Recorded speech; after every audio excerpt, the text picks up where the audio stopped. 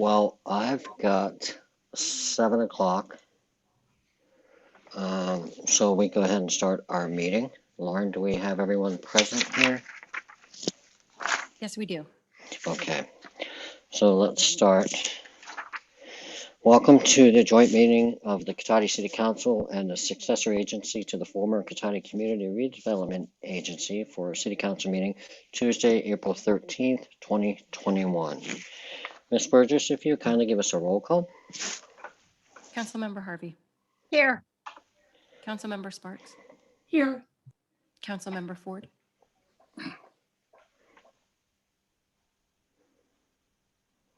Councilmember Ford,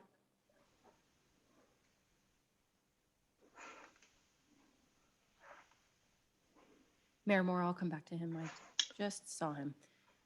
And Vice Mayor Landman, Here. Mayor Moore, Present.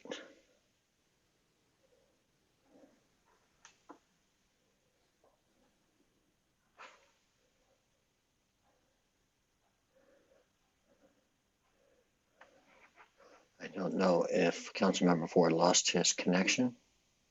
he may have. I will let you know when he rejoins. Oh, terrific. So in the meantime, we will go ahead and start off with our Pledge of Allegiance. I pledge allegiance to the flag Flag, of the United States of America America, and to the republic Republic, for which it stands, one nation, under God, indivisible, with liberty and justice for all. for all. And as we wait to see if Councilmember Ford can join us, I'd like to just take a moment of silence in recognition of all the turmoil and things that are going on these days and the assaults on the AA PI community and all the various things that are going on. So we could just take a moment and take a breather before we delve into our civic duties.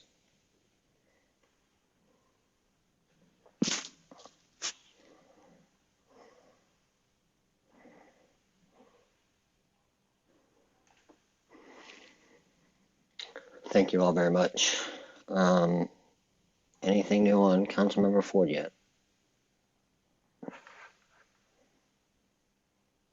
Not quite yet. We'll reach out to him. Not quite. Okay, thank you so much.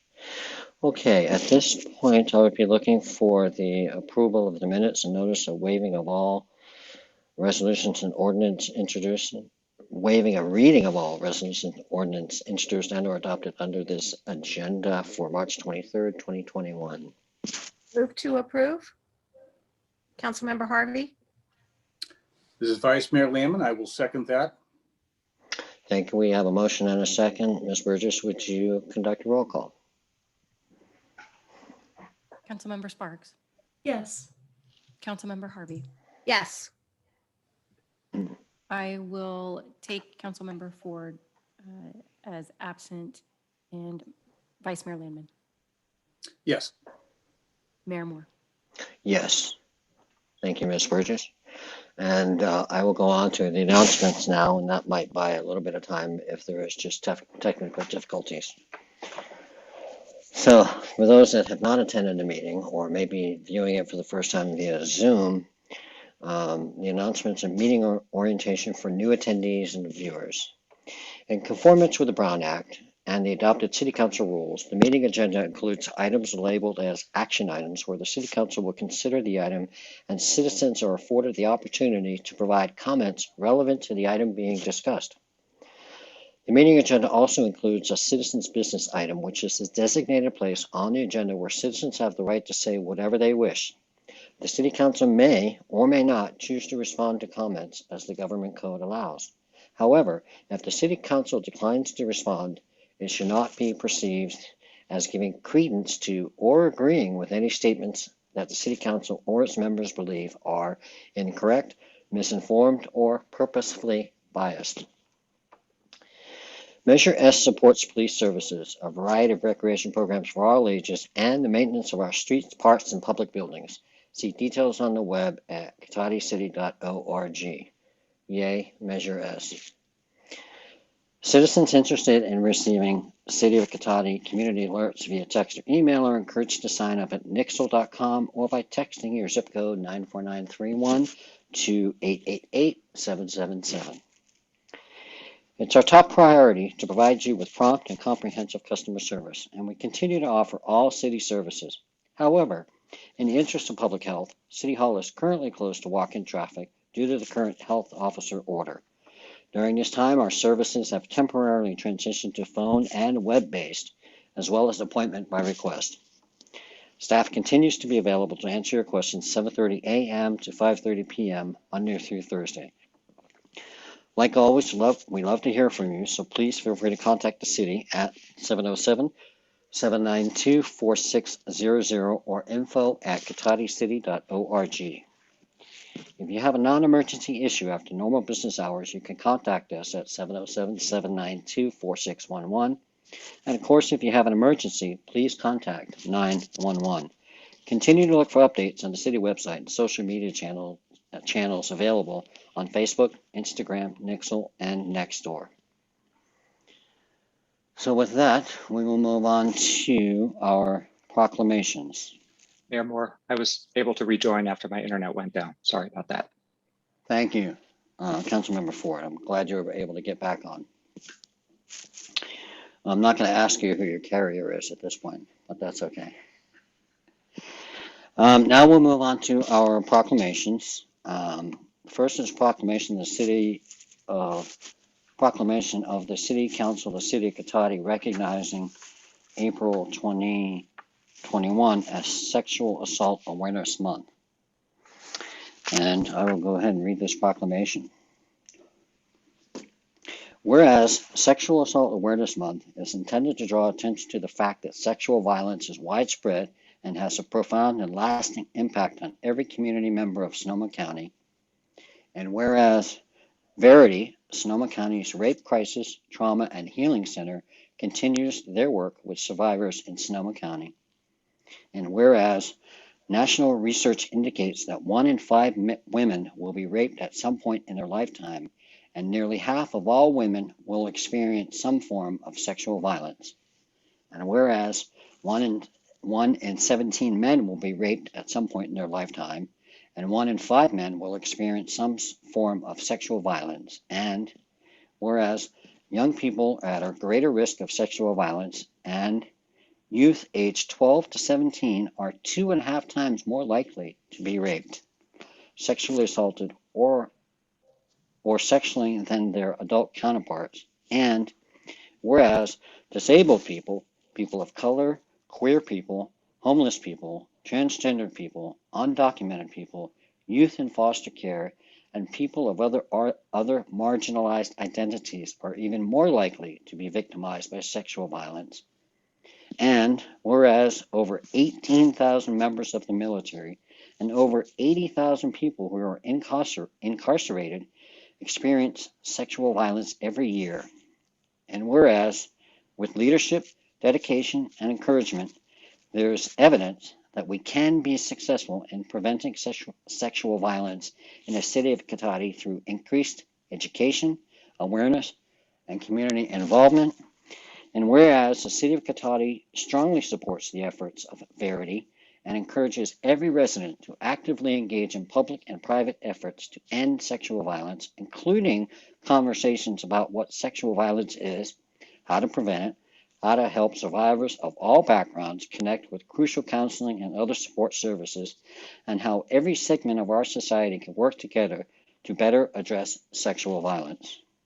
Therefore, be it resolved, the City of Cotati reaffirms its commitment to address the issues of rape and sexual violence by remembering victims, believing and supporting survivors, holding perpetrators accountable for their actions, and challenging societal myths and behaviors that perpetuate sexual violence in our community. And be it further resolved that, along with the United States government and state of California, the City of Cotati designates the month of April 2021 to be Sexual Assault Awareness Month. It is such a topical issue at the moment because of all the things that are going on in the county and with some former elected officials and current elected officials, it is appropriate that we readdress this, and there's nothing lost on the fact that it is Sexual Violence Awareness Month. I don't know if we have any comments by the existing council members, or if we have anyone present from Verity that would like to speak on that. Mayor Moore, we do have Christine Castillo from Verity. At this time, I would welcome any public comment on that. Hi, thank you so much for having me. I'm Chris Castillo. I'm the Executive Director of Verity, and I have been having the honor of serving in this capacity for the past 14 years. We've worked closely with the Cotati Police Department and with Chief Parrish when situations arise in Cotati. And yes, it's a very difficult time for our communities right now. And I think that the important thing is that we all take the time to educate ourselves, to use the services of Verity, to call our crisis line if people are being re-traumatized or traumatized by this, or memories are coming up from any event that may have happened in their lives. Our crisis line is 707-545-7273, and everything is confidential.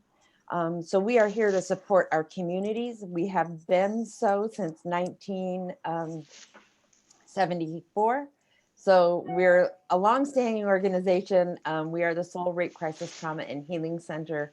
And it is truly an honor for me to serve in this role. And we have an amazing team that are here to support all the members of our community in whatever their needs may be. So thank you so much for taking the time to read the proclamation, because I think it's an important proclamation to read and for people to think about, not only now, but always, because sexual assault, sexual violence, human trafficking happens all the time. And as much as we can do to begin to have the conversations about awareness and how we can change behaviors of perpetrators and end sexual violence, put us all out of work, which is we would like to do, then that's what we hope that we can do. And we were always available for you should you need anything. So if anybody has any questions of me, please feel free to ask. Chris, thank you so much for that. Thank you for your efforts and with Verity and the support that you lend to the community, and especially those that are victims of such horrific numbers. It's just, to me, it's just shocking, but at this moment, it just doesn't really seem to be getting any better until we get a much greater educational component out there. So thank you so much. I don't know if there are any other public comment on this particular proclamation. At this time, I see no hands raised. Thank you, and I'll bring it back to the city council if there's anything they'd like to add to that. And I am not seeing any hands on that. Christine, thank you so much for presenting that tonight, and continued success in your needed efforts. Thank you so much. Okay, next we'll move on to another proclamation that we have regarding the National Public Safety Telecommunications Week. And I will go ahead and read this proclamation because this is an integral part of our policing community. Proclamation of the City Council of City of Cotati recognizing April 8th through April 17th, 2021 as National Public Safety Telecommunications Week. Whereas emergencies can occur at any time that require police, fire, or emergency medical services. And whereas when an emergency occurs, the prompt response of police officers, firefighters, and paramedics is critical to the protection of life and preservation of property. And whereas the safety of our police officers and firefighters is dependent upon the quality and accuracy of information obtained from citizens who telephone the Cotati Police Department Communications Center. And whereas public safety telecommunications are the single vital link for our police officers and firefighters by monitoring their activities by radio, providing them information, and ensuring their safety. And whereas public safety telecommunications communicators of the Cotati Police Department have contributed substantially to the apprehension of criminals, suppression of fires, and treatment of patients. And whereas each dispatcher has exhibited compassion, understanding, and professionalism during their performance of their job in the past year. Now therefore, be it proclaimed that the City Council of the City of Cotati declares the week of April 11th through 17th, 2021 to be National Public Safety Telecommunicators Week in Cotati in honor of the women and men whose diligence and professionalism keep our city and citizens safe. That's a well-deserved proclamation for a job that I'm sure is definitely not an easy task. With this, I'm going to shoot it over to Chief Parrish to add whatever he might like to that. Well, thank you, Mayor and Council, for this proclamation. Yes, very important. So I call our 911 dispatchers, these are our true first responders, because you're not going to get fire, medical, or law without a 911 dispatcher calmly taking your information so that those services can get to you in the worst times. I speak every year regarding this proclamation. This year's, the past year's been a challenge. So with the COVID-19 virus and the shelter in place order, 911 dispatchers, Zoom's not going to work. They can't Zoom this from home. They've kept the 911 dispatch center going 24/7 for the past year during this shelter in place and this pandemic, which is extraordinary. And it hasn't been easy. We've had some scary moments. We've had a sworn member get COVID-19. Every time somebody has a cough or sneeze, we're wondering, what's next. So it's been touch and go. But again, 24/7 for a year, they've done it. They've done some things. They're into customer service. They think out of the box. And so, and the dispatchers came up with this, not the police officers and not me. The lobby's closed. And so people would come here with a fix-it ticket. And the dispatchers thought of this. They have the citizen put their fix-it ticket on their windshield, under the windshield wiper. And that way the officer can go out there, look at the ticket, look at the mechanical violations without exposing people to COVID and still maintain that customer service. And then in addition to that, a lot of our dispatchers are parents with young kids in school. So these are dispatchers that work 12-hour shifts that also suddenly became teachers at home as well. But they still made this happen 24/7 for a year. So I'm just very proud of them. So thank you, Mayor. Thank you, Chief. It is a commendable job that they do. And I don't know if any of the council members have any comment at this point in time. Okay, I don't see any hands up, and I don't know if we have any comments from the general public on this. I see no hands raised for general public.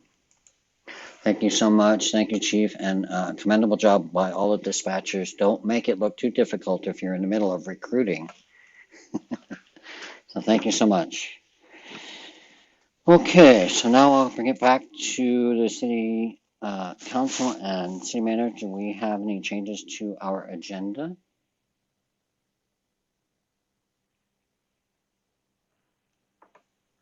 Sorry for that awkward pause. No proposed changes, Mayor. Thank you. Oh, thank you. Okay, so at this point in time, we would open it up to citizens' business and public comment for the consent calendar items. Any member of the public wishing to speak to the council on any items listed on the consent calendar or any matter not listed on the agenda that are within the subject matter jurisdiction of the council may do so at this time. Pursuant to the Brown Act, the council is not allowed to consider issues or take action on any item not listed on the agenda during this period. Pursuant to City Council Policy 2017-04, 2. Comments of any member of the public are normally restricted to 3 minutes in length per person for matters not on the agenda, and a total of 3 minutes per person in length for any and all items on the consent calendar. The mayor may extend the time limit for a reasonable time where a disability accommodation has been requested. So now we will open this up to citizens' business. Thank you, Mayor Morris. Just as a reminder to our listeners and attendees tonight, if you'd like to speak, please use the raise hand icon on either your desktop or smart device. And if you're calling in with your telephone, you can dial *9. Min Wali, go ahead.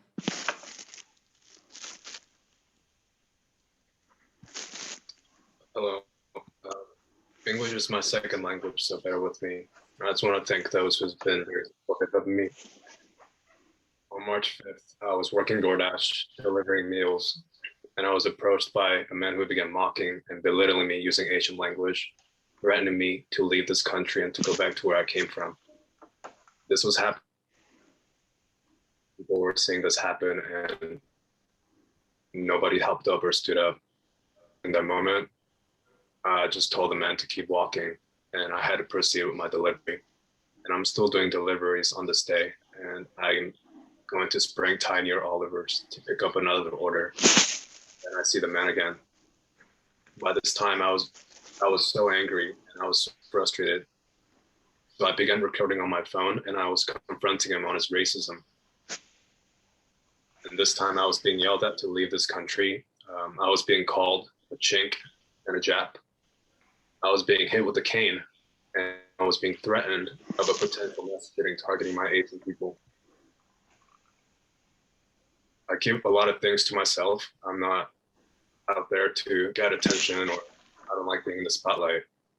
I'm not a very vocal person on these issues, but I'm getting really sick to my stomach and tired of hiding the pain inside. I'm tired of the mockery. I'm tired of the intimidation. I'm tired of the hate towards Asian people. Because Asians don't look American or white enough, or because we're given this particular role in society where we're seen as the quiet model minority, that it's okay to intimidate us. It's okay to threaten us to go back to where we came from, that it's okay to use racial slurs and to mock us with no accountabilities. I understand through a tough time, and mental health is at an all-time high, and it's not going anywhere. Anti-Asian hate right now in this country is high, and it's not going anywhere. What happened to me that day from downtown Kotari, it's going to happen again. And next time it's going to happen to somebody else that's more vulnerable and older than I am, like my mother. And it's possible that it's going to be more deadly next time, because I'm sure we're all aware a few weeks ago. I think the city needs to be doing more. City needs to be doing more to bring awareness about this issue for the safety of its citizens. What was happening to me that day was a hate crime, and the city and the police can start recognizing that a crime that is motivated by one's prejudice on the basis of race, nationality, or ethnicity, involving acts of violence and threats of violence targeting a race group, is a hate crime covering the Penal Code 42255 PC in the state of California. Because if I had been a white man that day, I would not have been profiled, threatened of a mass shooting targeting people of my race. I would not have been a victim of verbal and physical violence. We need to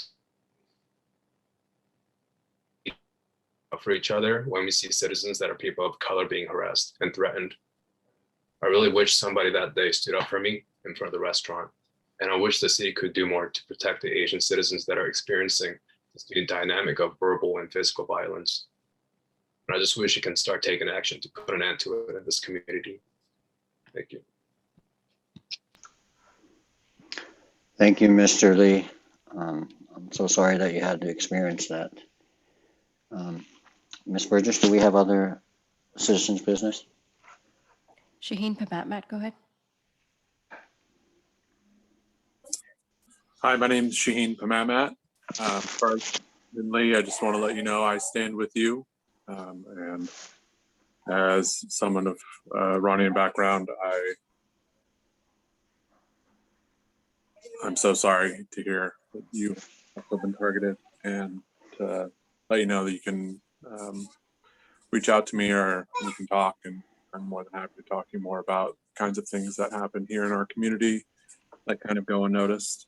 And so, yeah. Additionally, I'd like to say to this day, Dominic Fapali refuses to leave his office in complete disregard to the violence he's committed, the assault he's committed, and in disregard to his constituents' demands for him to resign, as well as demands of the surrounding community. This is privilege at its finest, at its worst, I should say. And so I, like many, demand that justice and accountability are upheld and call for the removal of Dominic Fapali from the mayor's office. And I hope that we can see unanimous approval for such movement from Cotati and its council members, and that all those who have experienced some kind of assault receive the justice that they deserve, including survivors, family members, and those who've been affected, including myself. So thank you. Thank you, Mr. Pramagna. I could not agree more. Do we have any other citizen comment? Yes, Marjorie Crumshears, go ahead. Thank you. Mr. Lee, you are not alone. Cotati, there is something we need to do here. If it's no more than informing citizens about our role when we see someone acting in a violently racist, verbal way towards a fellow citizen. There's got to be something out there. There's got to be. On the other side of the coin, rumor has it that our city is talking with one or two other cities about the possibility of entering into a contract to form a cahoots organization that will support our citizens and our police department in the areas of mental health and abuse.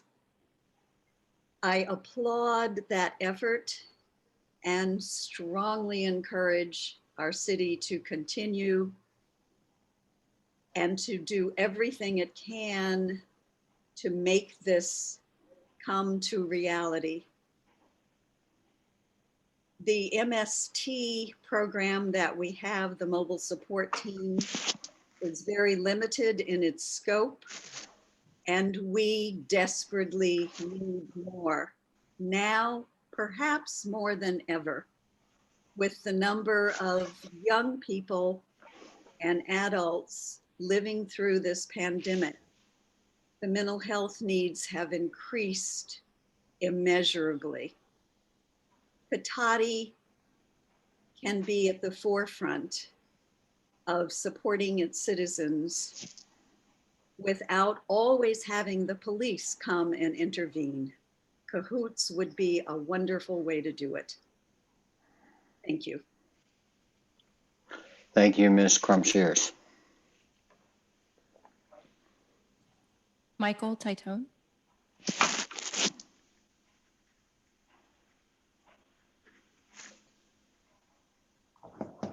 Hello.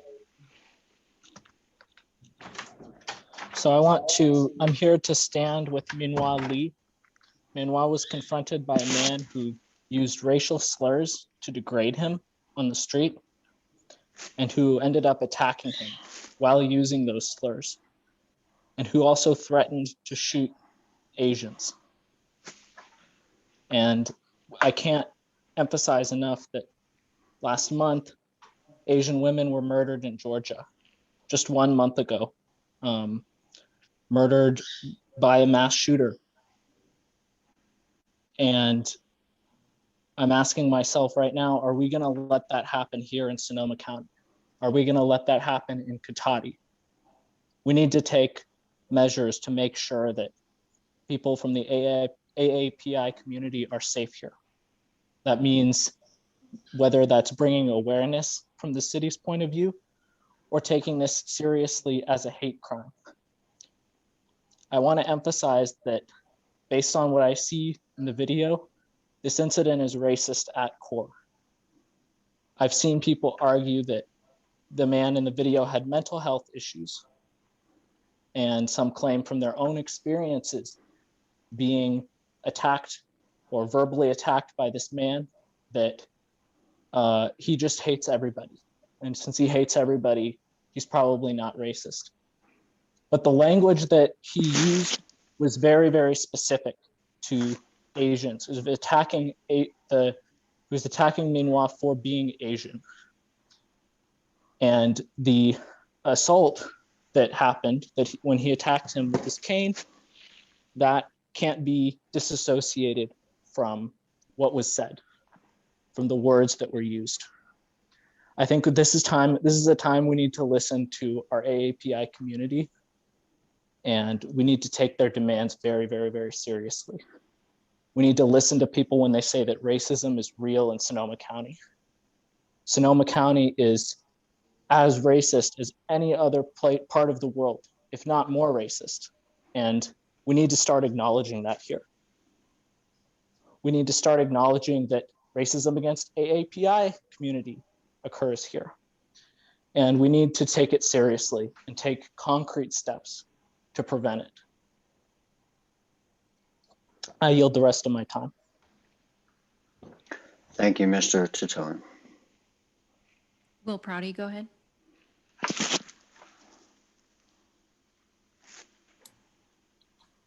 Hi, can you hear me? Thank you. Thank you for recognizing me. I just want to salute Mr. Lee for his brave testimony. I would have stood up for you if I saw that happening on the street. Very sorry that that happened in our community. Really concerned what's going on if people that are residents of our community or work in our community or are visiting our community are not assisted by the police when they're attacked. I feel like a broken record, but I want to bring up the Christopher Alcala case again and restate that Senate Bill 1421 requires disclosure of disciplinary records when great bodily injury is sustained. The legal definition of great bodily injury includes concussions. Another case where a visitor to our town was not treated right, and I don't really feel like our local community has been informed of issues with our police, like how they're being disciplined. Appreciate Chief Parrish for doing a report tonight, but I do note in his report, there's been a lack of initiative in setting up use of force reporting. Countywide, you know, I'm not blaming Chief Parrish, but this is more a cultural issue with the police. Feel like, you know, we're kind of using legal justifications to deny the public reports that they should be entitled to under state law in California. I just challenge, you know, city government to define why the injuries sustained by Mr. Alcala were not considered a great bodily injury. And we want to see the records. We don't want excuses. We don't want to hear that the Peace Officers' Bill of Rights is interfering with citizens knowing what's going on in our city. I hope more states will take initiative.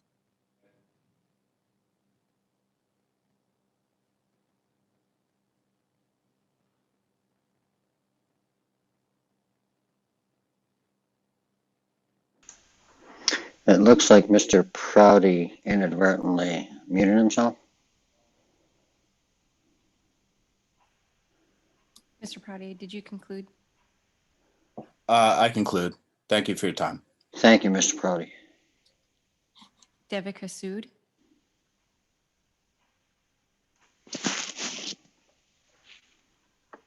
Hello, Katati Council. Thank you for your time.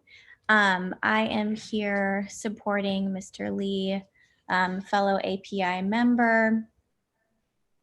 First of all, I'm just so sorry that happened to you, and I want to show my support here. And I just want to also highlight that, during the pandemic, there's been a 150% increase in anti-Asian hate crimes. And also, according to the coalition that tracks incidents of violence and harassment called AAPI Hate, 38 instances of discrimination against Asians have happened in the past year, which could be a higher number. And I ask that council holds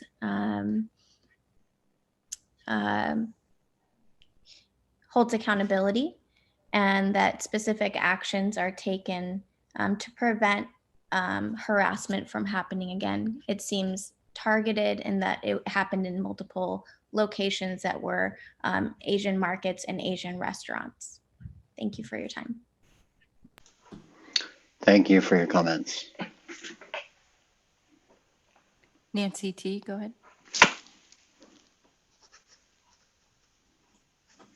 Good evening, thank you. City Council, I am here to support Minhwa Lee. I am heartily saddened and alarmed by the video. And to see something like that happening in Sonoma County is thoroughly unacceptable. Minhwa, and I want you to know that there are other people who are feeling for you. It is not okay that you have to have concerns about fear and hate. And I appreciate that the council is listening to the citizens about what happened there. And I feel confident as this awareness grows, that each and every one of you will act accordingly and protect all the citizens of Cotati and Sonoma County. Thank you. Thank you for your comments. Do we have any further public comment, citizens business? Mayor Moore, that will end public comment. Thank you. Okay. Yeah. Hey, Yes. Before we move on, just one thing I thought I would mention that might be helpful for the conversation on citizens business is that I just want to reiterate. I know the council is well aware of this, and it has just recently supported a resolution for AAPI members, and I think we all feel the same way here at the city, and we definitely take all complaints of discrimination, including those against members of our AAPI community, very seriously. And when this incident was reported to us about 9 days ago, we immediately started a police investigation. And I can tell you that to date, this includes taking a report from Mr. Lee, who we heard from tonight, identifying, locating, and interviewing the suspect, identifying, locating, and interviewing witnesses. And once the investigation is complete, the city will refer any charges to the district attorney. So there are things in motion. I just wanted to make that clear for everyone here tonight. Thank you for that clarification, Mr. Obid. Okay, Now we will move on to the consent calendar. Mr. Mayor, Mr. Mayor, Yes. I don't- did you want me to go first or Ben? Go ahead, Councilmember Harvey. Are you going to make comments regarding the citizens business or on the consent?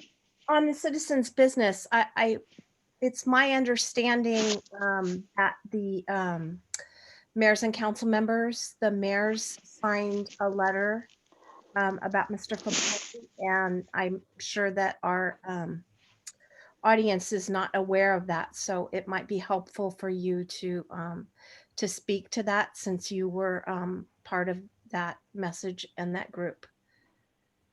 Certainly. Councilmember Ford? thank you. I just wanted to address the comments from Mr. Lee and his supporters who are here today. I don't think it's okay to just let that go by. So I want to say, first of all, I'm incredibly saddened and sorry that Mr. Lee experienced that racist attack. It was clearly racist, and it's one among many targeting AAPI residents across the Bay Area and the country. And I appreciate the courage it took for him to come forward. I'm extremely sorry that nobody stood with Mr. Lee when it happened. And I think that, and one of our speakers said, I would have stood with you, and I would like to say the same. And I will never know unless I'm there and have an opportunity to do so. So of course, I don't hope that I have that opportunity, but if the events happen, I hope I'm nearby. It makes it clear to me that the council needs to directly address race and equity issues in our city. I'm also very sorry that Mr. Lee did not feel like the Cotati police took the incident seriously, though I believe that feeling is not correct, but we in the department need to recognize that our actions do not take place in a vacuum and are interpreted in the context of a white supremacist history and present of policing in this country. And we can't just pretend that treating everybody the same will just gloss over that history and the reactions that people have to police. Thanks. Thank you. In reference to the allegations against Mayor Faboli of Windsor, all of the existing or remaining mayors of Sonoma County, all 8 of us, vehemently came out and supported the immediate resignation of Mr. Faboli. The allegations, extremely credible, unbelievable, prompted us to determine that it was not appropriate and that he should not be in a position of trust serving a city in our county, and demanded his resignation. As many of you may be aware, Mr. Faboli is denying that, and since that is a situation, the Mayors and Council Members Association, of which Windsor was a part of, has now canceled all future meetings until this issue is determined, and whether it's a resignation or a recall. Right now, that particular business is no longer being performed. So I thought I'd address that in that situation, but we strongly, vehemently support those victims that have come forward and have the courage to come forward on that, and strongly encourage Mr. Faboli to resign from public service. So thank you. I don't know if there's any further comments on any of those issues. Seeing no hands, we will move on now to our consent calendar. There are Mayor 2 Moore, hands up. I do see Councilmember Sparks and Councilmember Harvey. Okay, for some reason, I can't see those on my screen, so I'll have to work on that. So, Ms. Burgess, for future reference on tonight, and anyway, if you could let me know if you do see those Of course. hands. And the first one would be? Councilmember Sparks. Thank you. I just wanted to also speak to Minwa and to all of the supporters who came to speak tonight. And I just want to thank you for your courage. I know that it is very intimidating to come to a public meeting and share your story. So thank you very much. And my heart is broken this week, and I'm doing what I can to fight against racism within Cotati and within Sonoma County. And I hear you. Thank you, Councilmember Sparks. Councilmember Harvey? Thank you, Mr. Mayor. I just wanted to let Mr. Lee know that I did receive his letter. It hurt me greatly to have to read this. I feel terrible for him. One of the things that really struck me is at the end of his letter, I absolutely agree with him where he said we are going to need to stand up for each other when we see a person of color, and for that matter, any person being harassed and threatened. Awareness, unity, love, and justice is what the city is going to need for people of color experiencing racism and hate during these trying times. I absolutely agree with you. And as Councilmember Ford said, I hope if there's ever any other issue that someone is around to stand with you. Thank you. Thank you, Councilmember Harvey. Any further comments before I move on? Not that I want to rush this, but I can see hands now, so I don't see any hands raised. No. Okay, thank you so much. Now we move on to our consent calendar.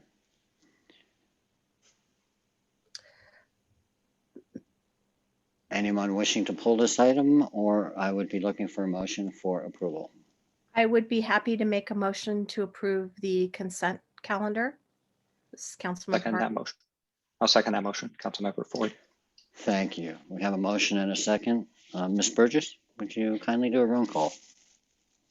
Councilmember Sparks, Yes. Councilmember Ford, Yes. Councilmember Harvey, Yes. Vice Mayor Landman, Yes. Mayor Moore. Yes, thank you very much.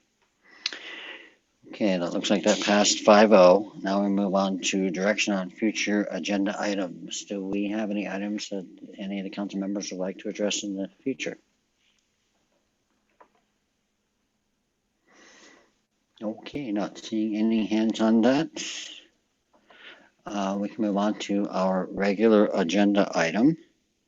And this is request for approval of a resolution granting an extension of the previously approved commercial cannabis retail and distribution permit for Monaghan Pacific DBA Indy 3 at 8145 Gravenstein Highway in the commercial Gravenstein Highway CG zoning district PA 18-44. And I believe this is going to be going to our community development director, Mr. Hausch.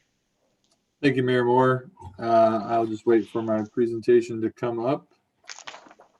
My name is Noah Hausch. I'm Community Development Director for the city here in Cotati.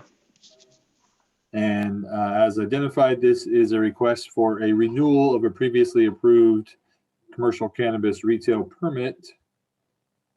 And Lauren, will you advance the slides, please, to the next? So briefly to describe the project, before the council is a resolution approving an extension for 240 days of the previously approved commercial cannabis retail and distribution permit, which would allow Steve Monaghan to operate a commercial cannabis retail business at 8145 Gravenstein Highway in the commercial Gravenstein Highway corridor or highway zoning district. We'll go to the next slide. Just to orient everyone, 8145 Gravenstein Highway is located on the northwest corner of the Alder and Highway 116 intersection. And Lauren, if you just click advance, it highlights the parcel. It's an irregularly shaped parcel, only partially developed, with three buildings that appear to be one, but they are standard, or appear to be two, but they are three standalone buildings. Two of them are adjacent to each other. And if you highlight or click the slide once more, Lauren, it'll highlight the center parcel, or the center building is where the use is being proposed. And we'll move on. So just briefly, there's a lot of background in the staff report and on the slide, so I'll just try to touch on it, and I'd be happy to answer any questions for clarity. In 2016, the city began to review a large-scale development project to redevelop that entire parcel on the corner of Alder and 116, and that project included a 6,000 square foot commercial building and 125 unit assisted living facility. In 2018, the city council adopted regulations allowing commercial cannabis businesses to operate within the city. and these regulations included 2 commercial cannabis retail permits. In June of that year, one of these permits was granted to Steve Monahan with the idea that he would operate his commercial cannabis retail facility from the 6,000 square foot commercial building that was yet to be constructed but was under review. Later that year, the city council in November approved a formal agreement documenting kind of the process and milestones towards implementing that new construction that would be required for that permit to be remain valid. In the end of 2019, all required approvals were granted for that project to move forward. And then in early 2020, as we're all aware, the COVID pandemic struck, and we all began to kind of navigate the impacts to all of our lives associated with that beginning. In June of 2020, that approval would have technically expired per that agreement. However, the council had granted some blanket extensions in response to COVID. And then later on January 26th, I apologize, that's a typo. It says the 13th, January 26th, staff presented the council with a resolution to grant a 240-day extension of that approval. And at that time, the city council expressed concerns over this approach, requesting more information be provided on the proposed renovation of those buildings, what the site would ultimately look like, how the building or the buildings would be improved, and then also requested some additional information regarding other potential locations where commercial cannabis retail facilities could locate based on the current regulations. And Lauren, we'll go to the next slide. So briefly, as we touched on, the economic impacts of COVID-19 have affected everyone in the world, frankly. But one of the things that the applicant communicated to staff is that it definitely affected the assisted living market and the financing ability to financing options available for those types of projects.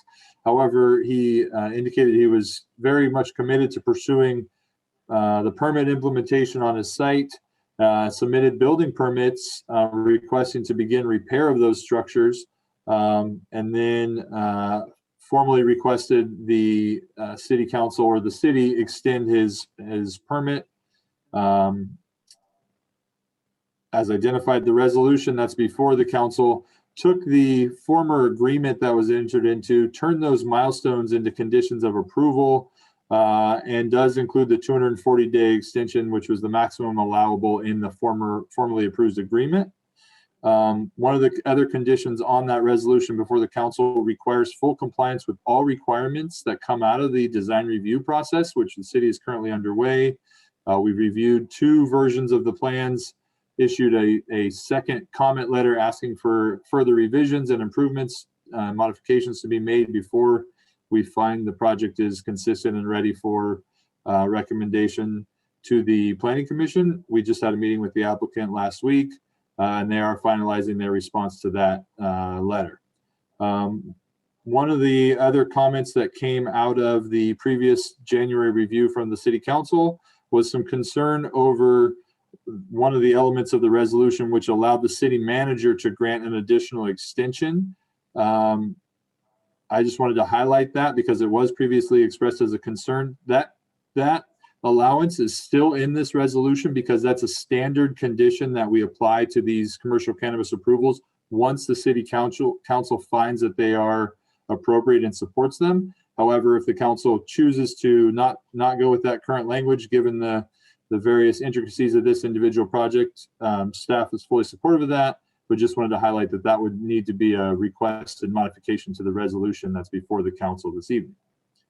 And with that, I wanted to provide a little bit more of the feedback, or in response to the feedback from the council, a little bit more input on the design that's being reviewed. Lauren, if you would advance to the next slide. So this is a site plan. Obviously, as identified, the middle building is proposed to operate the retail cannabis facility. One of the elements of this approval would require that the other 2 buildings in the entire site be fully renovated. All exterior improvements required for those to be occupied would would be required to be constructed as a part of the design review and be in place prior to the commercial cannabis facility opening its doors and being granted occupancy. The other two spaces, while we do not currently have any applications proposing to occupy them, there are a variety of uses that could move into those spaces as by right. And one use that could move into that location is a bakery. And the person who's interested in pursuing a bakery in one of these other locations has written a letter of support that was attached to this item and is available in the packet for the council to see their input. But the site plan would include a construction of a full parking lot in keeping with the city's requirements. All stormwater would be managed, full parking, meeting all the needs identified for the uses, both the cannabis facility and 2 adjacent retail, outdoor seating, bicycle parking. And what's not reflected on this plan is full frontage improvements along Alder Avenue. So curb gutter sidewalk, bike lanes would be required. And that's one of the things that we were negotiating or working with the applicant on the ultimate design of that. The zoning code identifies that Alder should be built out as a commercial street standard. So it's relatively wide sidewalk with street trees. And then one of the things that I think is unique to this review is the applicant has agreed to dedicate a significant portion of their property to the city to allow future widening of the Highway 116 right-of-way. If that dedication were not to be granted, then if another project triggered the widening of the highway or Caltrans or the city came in with a project to do so, that right-of-way would have to be purchased and that purchase would have to be negotiated with the property owner. Mr. Monahan has agreed to dedicate that frontage to the city to allow that ultimate widening to be done when the project to do so is moves forward and is ready to be done and implemented. Just wanted to highlight that. Lauren, if we'll go to the next slide. I know Mr. Monahan has a presentation, so I don't want to touch on the ultimate design too much, but this is a rendering that shows kind of where the current thinking is on the design. So it's complete new siding, windows, doors for all 3 buildings, new roofing, in addition to all the site improvements, pedestrian circulation, parking, full new utilities, undergrounding the PG&E service laterals from this site. So it's essentially a complete reconstruction of the site with the center building being occupied as the retail cannabis facility, and then the 2 side buildings currently available for any use that would be allowed in the commercial Gravenstein corridor zoning district. With that, I'd like to move on to the other information requested by the city council. So this, I apologize for how small this is, but this is a zoning map that shows all the various zoning districts, and the orange on the west side of Highway 101 are the parcels and areas that are zoned commercial Gravenstein corridor. That's the only district that allows cannabis retail to operate. And then the blue kind of bubbles show the required barriers or separation distances from adjacent uses, certain adjacent uses, to those commercial cannabis facilities. Our code currently requires a mandated separation from residential parcels, children-oriented uses such as schools and parks, and then also from other commercial cannabis retail facilities. So you combine those 3 limitations, and the areas not covered in the blue bubbles, but which are orange on the west side of the highway, are kind of the remaining locations that could support a commercial cannabis retail facility. If you look at the areas, most of those parcels are either undeveloped or relatively underdeveloped, similar to the project site we're in now. And Lauren, I think if you hit advance one more time, it'll highlight yeah, there you go. So there's a project site right there.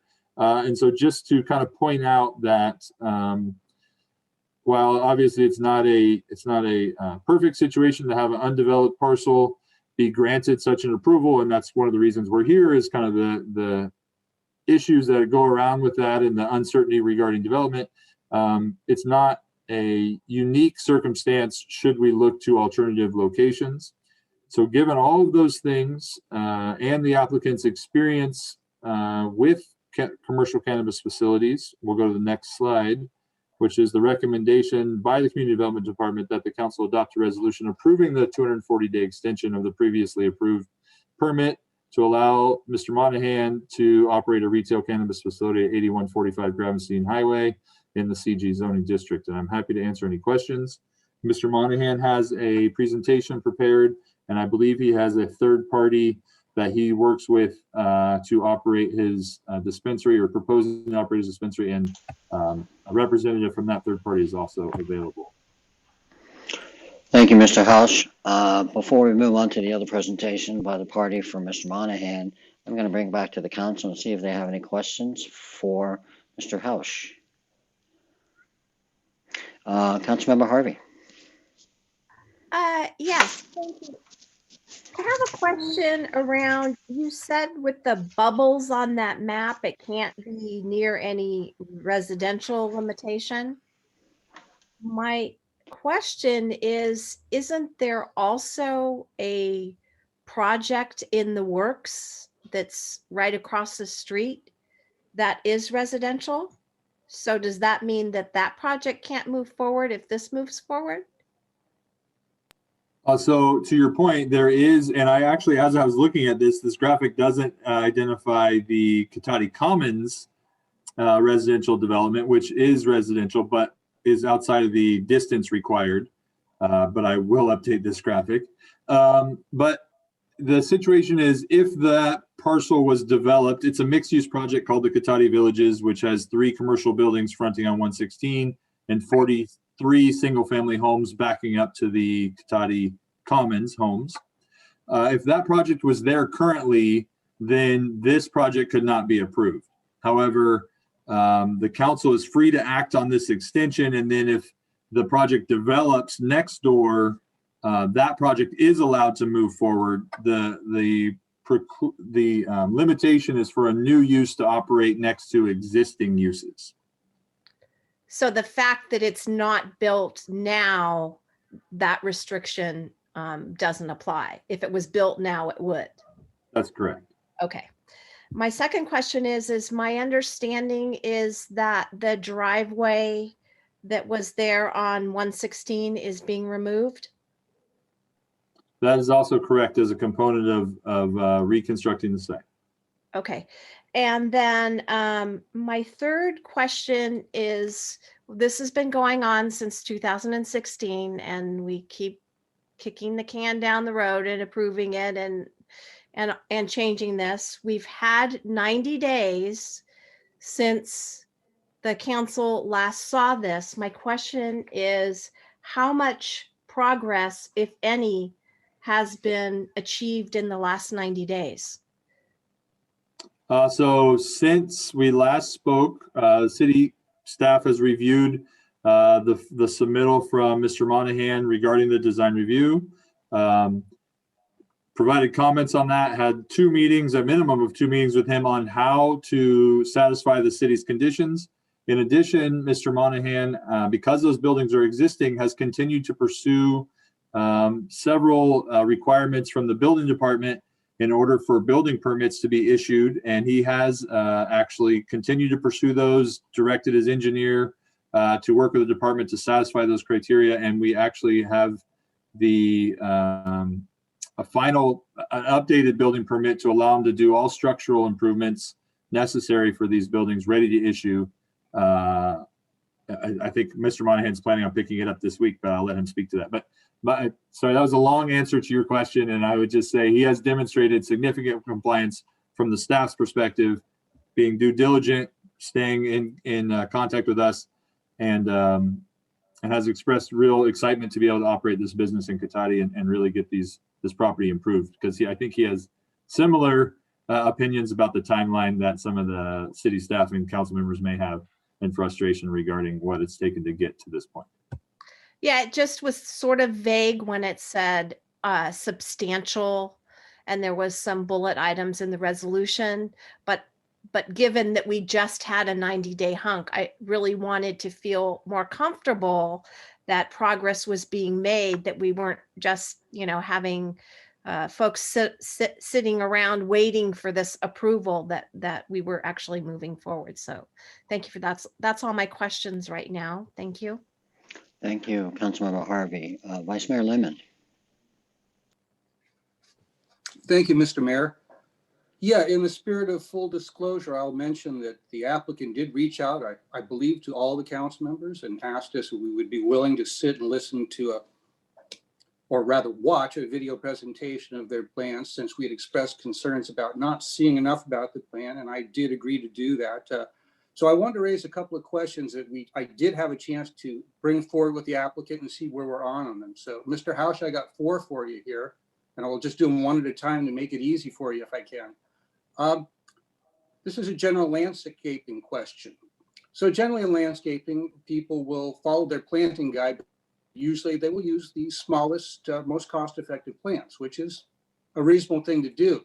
Sometimes, some areas, there's value in getting larger and more mature trees, though. Number one, if you're concerned about the aesthetics of the approach. Number two, if you're concerned about privacy or something. And I'm wondering where we're at, if any agreement has been reached on what that mix will be in terms of some larger plantings in some areas. Clearly, we wouldn't want to block the front of the major buildings, but at the same time, for some of the side buildings and the patio, I think there could be some value there. So I'm wondering if there's been an agreement yet on that. There has not been any agreement, but the applicant has indicated significant willingness to work with city staff on landscaping needs, and the final conditions of approval and the design have not been brought before the Planning Commission. So I would say that's been unanswered, but the applicant is supportive of those needs based on conversation. Good, and I fully expect, I expressed this in this way because I felt after we were done asking questions, then the applicant could reply. And if there's any serious concerns from the applicant and anything I'm suggesting, I'm open to hear them. Or if they see no problems with these being requirements, I would love to hear that too. So let's see, next, we talked about concrete for the patio and walkways. And there was discussion of rather than just plain concrete, which aesthetically isn't as good and has some slippage hazards from time to time, of having a minimal, at least minimum stamped concrete, which is certainly a big step in looking better, but as I understand, a relatively minimal cost. Are we anywhere on that yet? This is a similar level of detail question. We have not got there. There is actually a decorative scoring pattern in the concrete shown on the site plan. It's not identified as stamped, but it does have some aesthetic kind of level. And then adding stain or color to that would also be something that's relatively low cost. And I would imagine, does that extend to the walkways as well, Mr. Hausch, that connect to the patio and wrap around the businesses? That's correct. Adding a stamp or a stain is a relatively low additional cost to pouring a standard sidewalk. All right, good. And these last two are more typical requests. I believe we run into them a lot, but I just want to ask, if number one, if we reach an agreement that the applicant will follow all traffic study requirements that might arise. And number two, if we have an agreement to hold occupancy till all outside improvements are complete, or at least meet staff approval. Yeah, so the applicant in our meeting last week, which was Friday, the applicant's traffic engineer was on that call asking to make sure that their understanding of the city's direction in the most recent letter was correct. And then also, and the applicant seemed very willing to implement all required elements of the traffic study, which we did ask because while we're not concerned necessarily about the level of service impacts, we want to make sure that the improvements to the access points, the driveways, et cetera, minimize any impacts to the safety of folks coming and going. And if there are recommendations to improve safety, we ask the traffic engineer to make those recommendations in their final report. And your other question was for holding occupancy until all outside improvements are complete, and or that's at been least reach an appropriate level that staff can give a thumbs up to. And that's been communicated as the expectation to the applicant, and Mr. Monahan has been fully supportive of that. He wants, I think, to see the site done before he opens his doors as well. Okay. These are fairly typical, but I just doing due diligence and asking, and I appreciate your answer, particularly on the traffic study requirements. I think safety, the improvements, potential improvements in safety we have with the point for the community and potentially for the council. So it's important to hit all of those as hard as we can. So at any rate, those are my questions. I would like hearing from the applicant as well when he speaks. Thank you for the feedback, Mr. Hausch. Thank you, Vice Mayor Lim and Councilmember Sparks. Thank you, Mayor Moore. I just had a few questions for Noah. Following on to Councilmember Harvey's questions, you'd mentioned the Cotati Village is zoned for mixed use with a mix of commercial and residential. Would the requirements for the distance change if at some point in the future that converted to a fully residential use in some way? Is the distance requirement different for pure residential versus mixed use residential? That's what I'm asking. No, I actually really appreciate the nuance of the question. So I believe the Cotati Commons is not identified because it is a portion of a mixed use development. So the CG is a mixed use zone. So it sees residential and commercial uses intermixing. And so that setback actually does not apply to mixed use projects. If the project came forward that was purely residential, we would be looking to implement that. But at this point, the site's not developed now. So if it were to develop later and this was there, it would be a non-issue Okay. from that standpoint. Okay, thank you. I had a sort of procedural question, which is going back to the agreement that was made, I believe, in June 2018. One of the stipulations was that if the operator was going to change from Indy LL3, that would need to be approved by the council. Is that something that we would need to do tonight? Because it looks like we're looking at a different operator now. So Mr. Monahan is still the permittee. So one of the unique things about the cannabis permits is we grant them to individuals, and that individual is responsible for managing all of the elements that are mandated to put on them. I would look at it as the third-party contractor basically being an extension of staff. Mr. Monahan himself, I think, is this would be maybe one of a couple businesses that he runs, and I'll let him speak to that. But so we see them as his staff, but I think he's wants them to speak to kind of provide their expertise and how they're going to assist him with his operations. But I would leave it at that and let him answer that further. Okay, and then thank you. And then one last question. It seems like the project that's being proposed now is substantially different from what we were, clearly it's substantially different than what we were looking at 2 years ago. So my question was, when I was looking at the original approvals that happened in February 2018, the applications were graded on a 45-point scale and rubric. And I was wondering if the staff has looked at this sort of new project through that lens to see if it's comparable in its merits to the original permit that was approved. Yeah, so that process is kind of different than we've grown into as we've gotten some experience reviewing and permitting cannabis. So I wasn't in the department at that time, but it's my understanding, the regulations were passed, the council opened up a certain number of permits, and there was interest beyond, from applicants beyond that number. And so in the planning world, we call this process essentially a beauty contest, right? Where you compare a variety of applications all at the same time based on an established matrix or criteria and rank them. We've since moved past that, and because we granted that initial round of permits, a number of those permits, although they may have ranked really high in the rubric, never moved forward for a variety of reasons. And so we now take applications first come, first served, review them based on the criteria that are established in the regulations.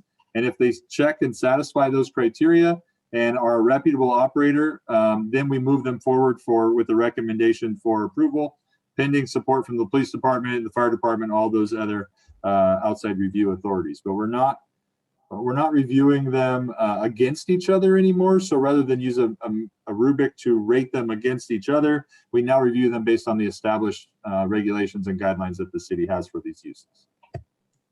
Thank you.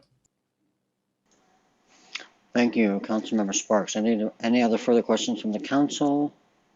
I'm not seeing any hands. I do have a couple of questions, Mr. Hausch.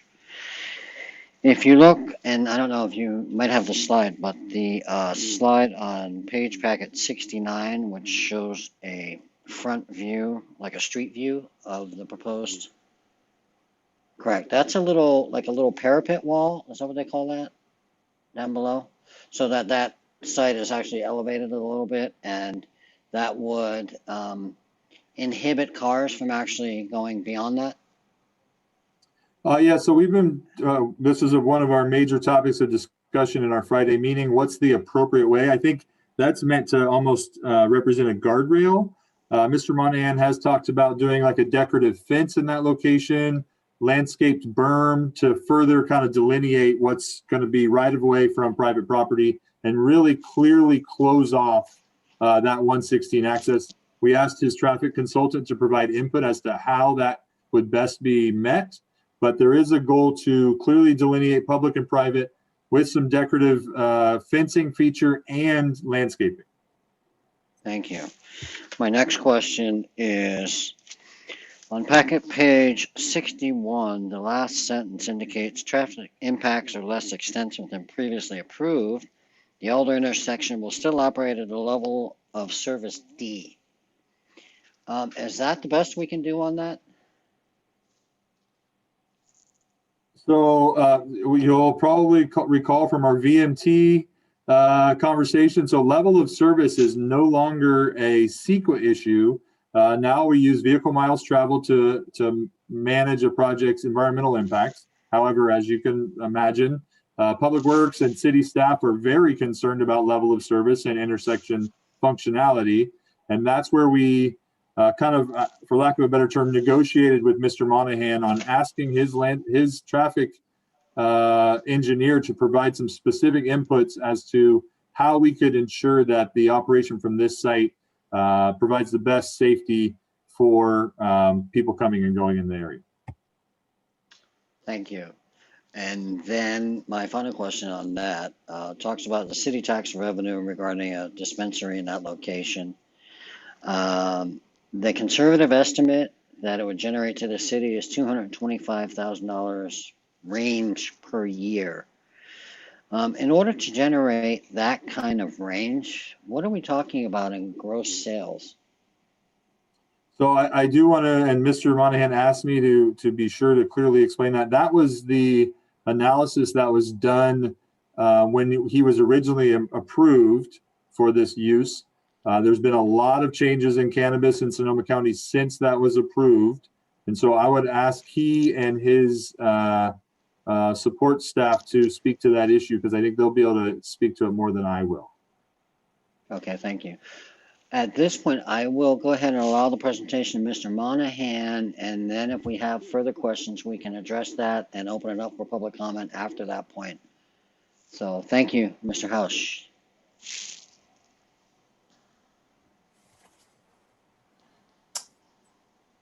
Good evening, council members. Thank you very much for your time. I appreciate the opportunity to be in front of you once again. I think if I may, I will go through my presentation quickly, and then I will address your questions. And then I'd like to bring in Leanne from the operations group that's going to be helping me with the day-to-day management of the project. If we could move to the next slide, please. So this is a overview site plan of the project. And as Mr. Hausch noted, we did have a conversation on Friday last week, and we're talking about the Alder Avenue improvements, and there's going to be some redesign of the southeast corner of this project. We're going to be removing some of these parking spaces to give more space for street improvements and sidewalks. We are going to be adding a more landscaping elements on this project corner with more mature trees and larger caliber plants to address Mr. Landman's comments and improve the landscaping on this site. We are closing all access to Highway 116 off of the property.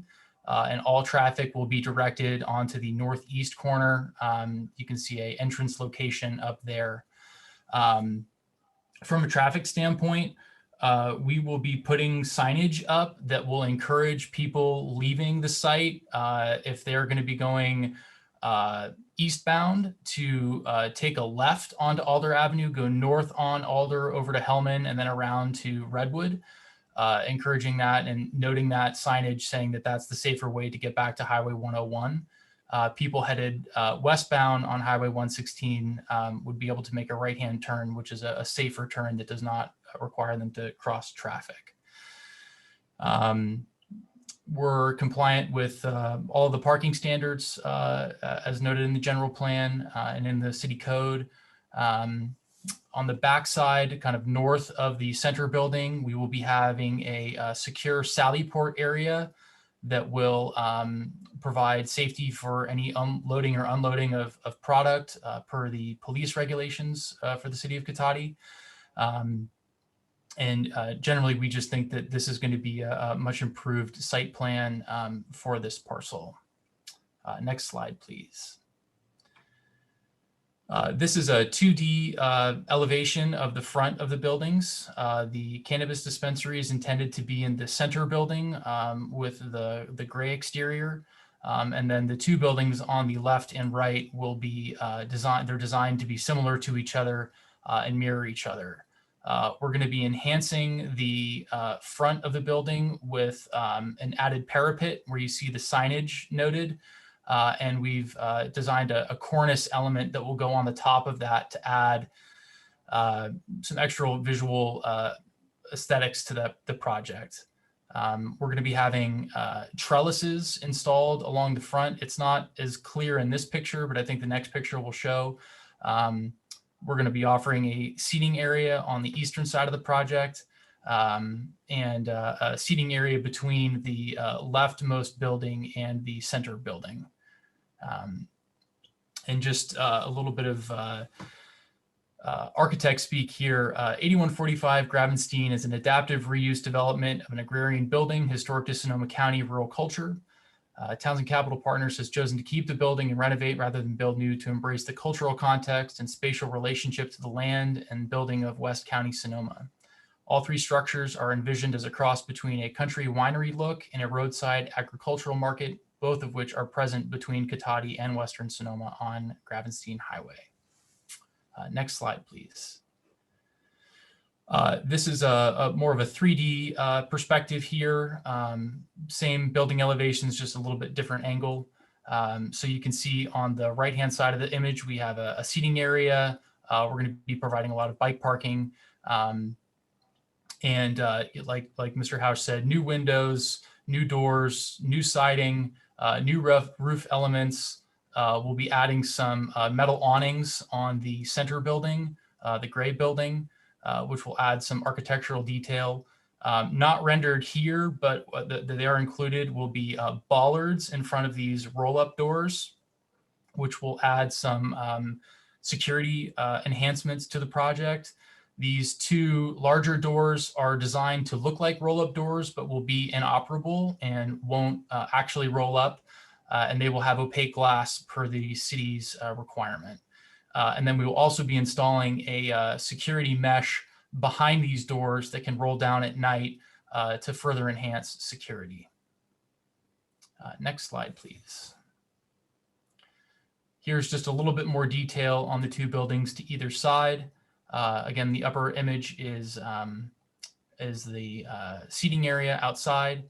And then on the south is the westernmost building, excuse me, the lower photo is the westernmost building of the parcel. Next slide, please. So this proposed project is a redevelopment and improvement of existing structures on the corner of Highway 116 and Alder Avenue. We believe this project enhances the western approach to Cotati and will feature upgraded landscaping throughout the project, and especially at the corner of Highway 116 and Alder, per Mr. Landman's direction. We will be improving the building facades. We'll be adding new windows and substantial overall enhancement to the existing condition of the site. This will be bringing a neighborhood-oriented commercial center to the western end of Cotati. The goal is to move in the dispensary and a bakery business that is someone that lives in the city that we've been in discussion with, and another neighborhood enhancing retail business.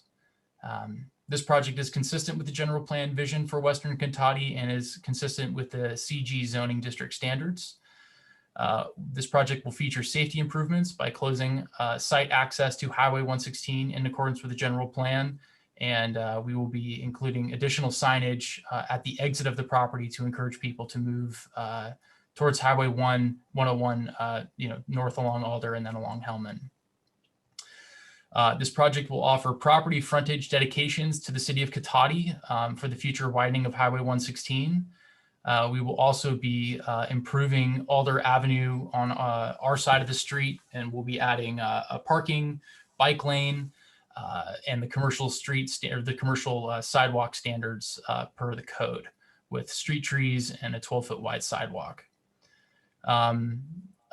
There's been concern about endangered species, and we've consulted with our project biologist, and all work that is proposed for this project is happening within previously disturbed areas.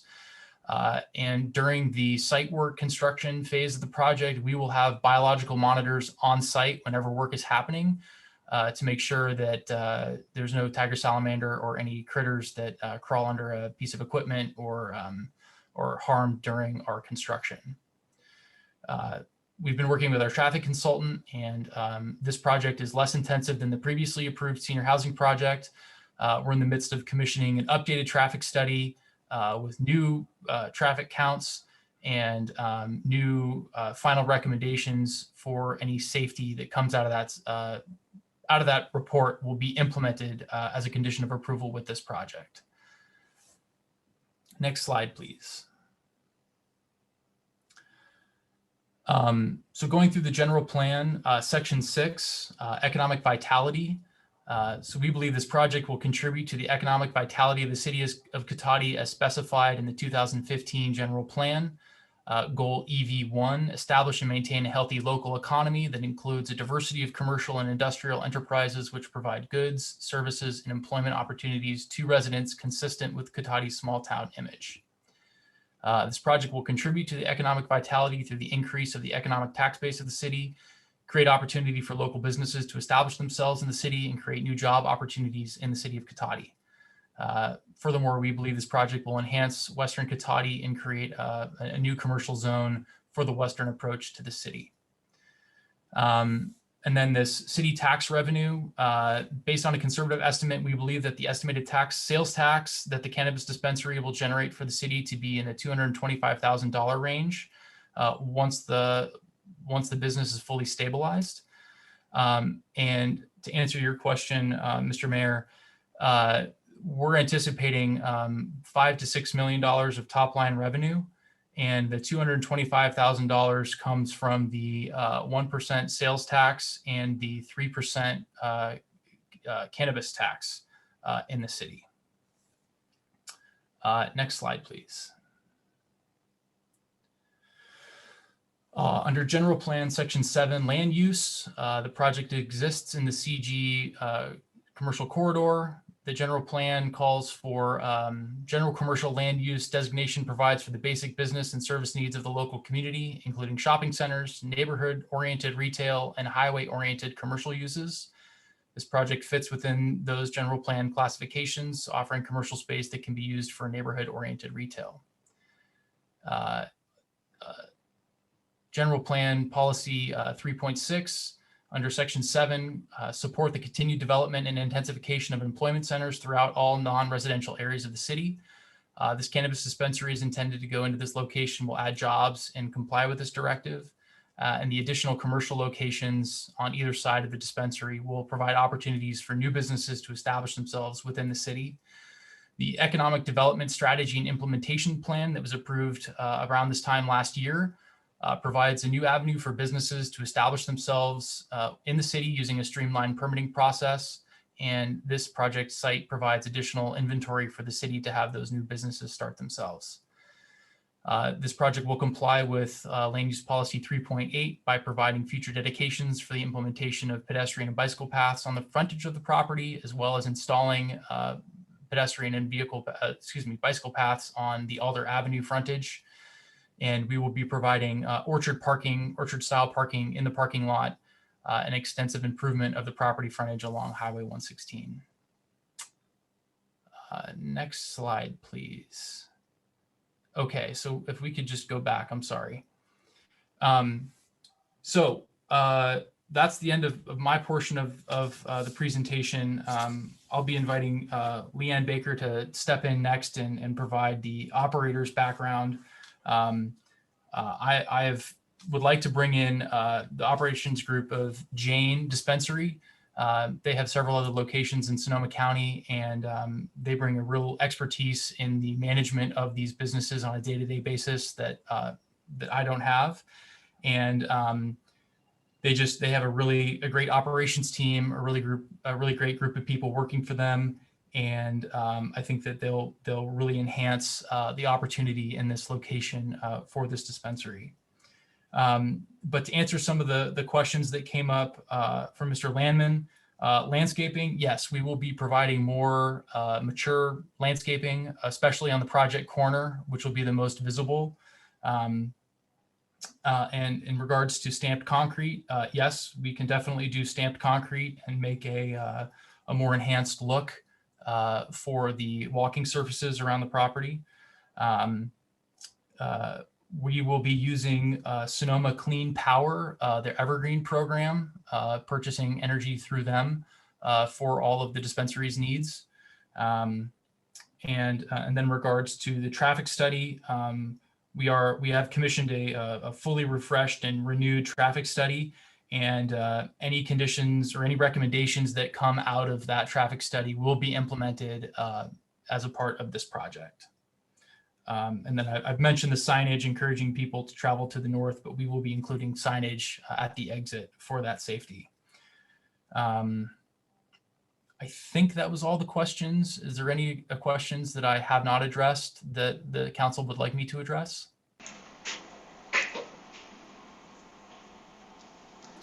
I do have a question from the Vice Mayor. Very quick. Yeah, you've covered everything. Thank you very much, Mr. Monahan. One thing, have we reached an agreement to hold occupancy until outside improvements are complete or until staff is satisfied? Giving some flexibility. All improvements will be complete before we get our certificate of occupancy. Sounds like you're in a hurry to do this too. You could make a lot of council members happy. Absolutely. Thank you for your time.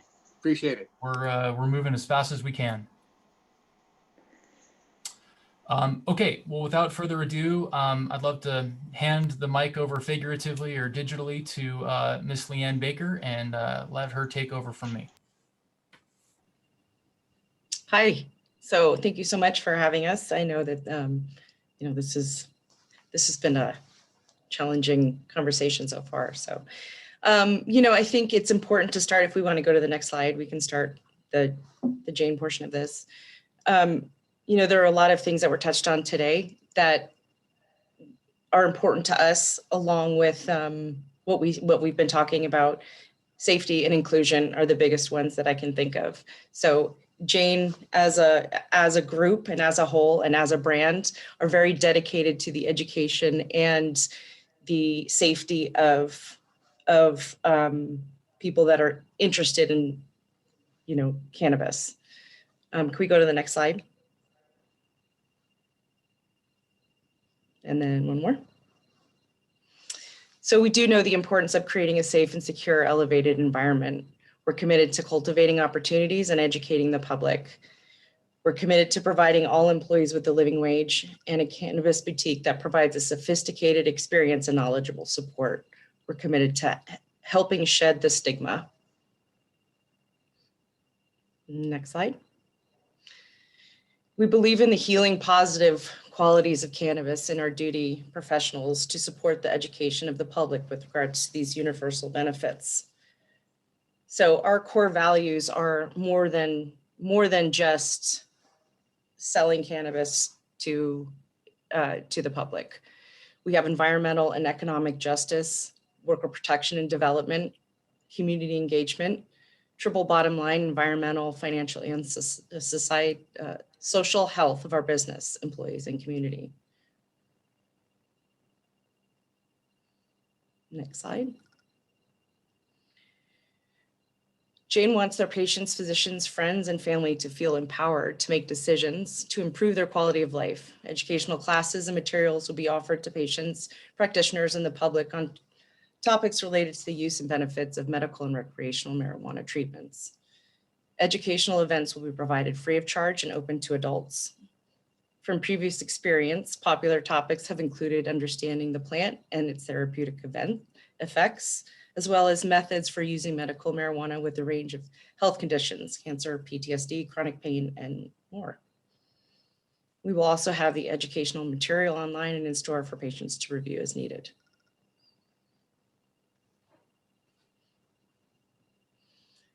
So in community engagement, we've brought a marketing director to do a 3-phased engagement plan. The first phase is the initial outreach leading up to the doors opening.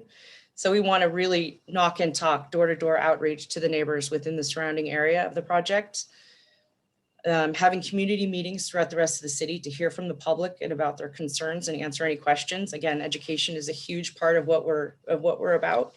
We want to make sure that we are available to anybody that might have questions or feel uncomfortable in this situation.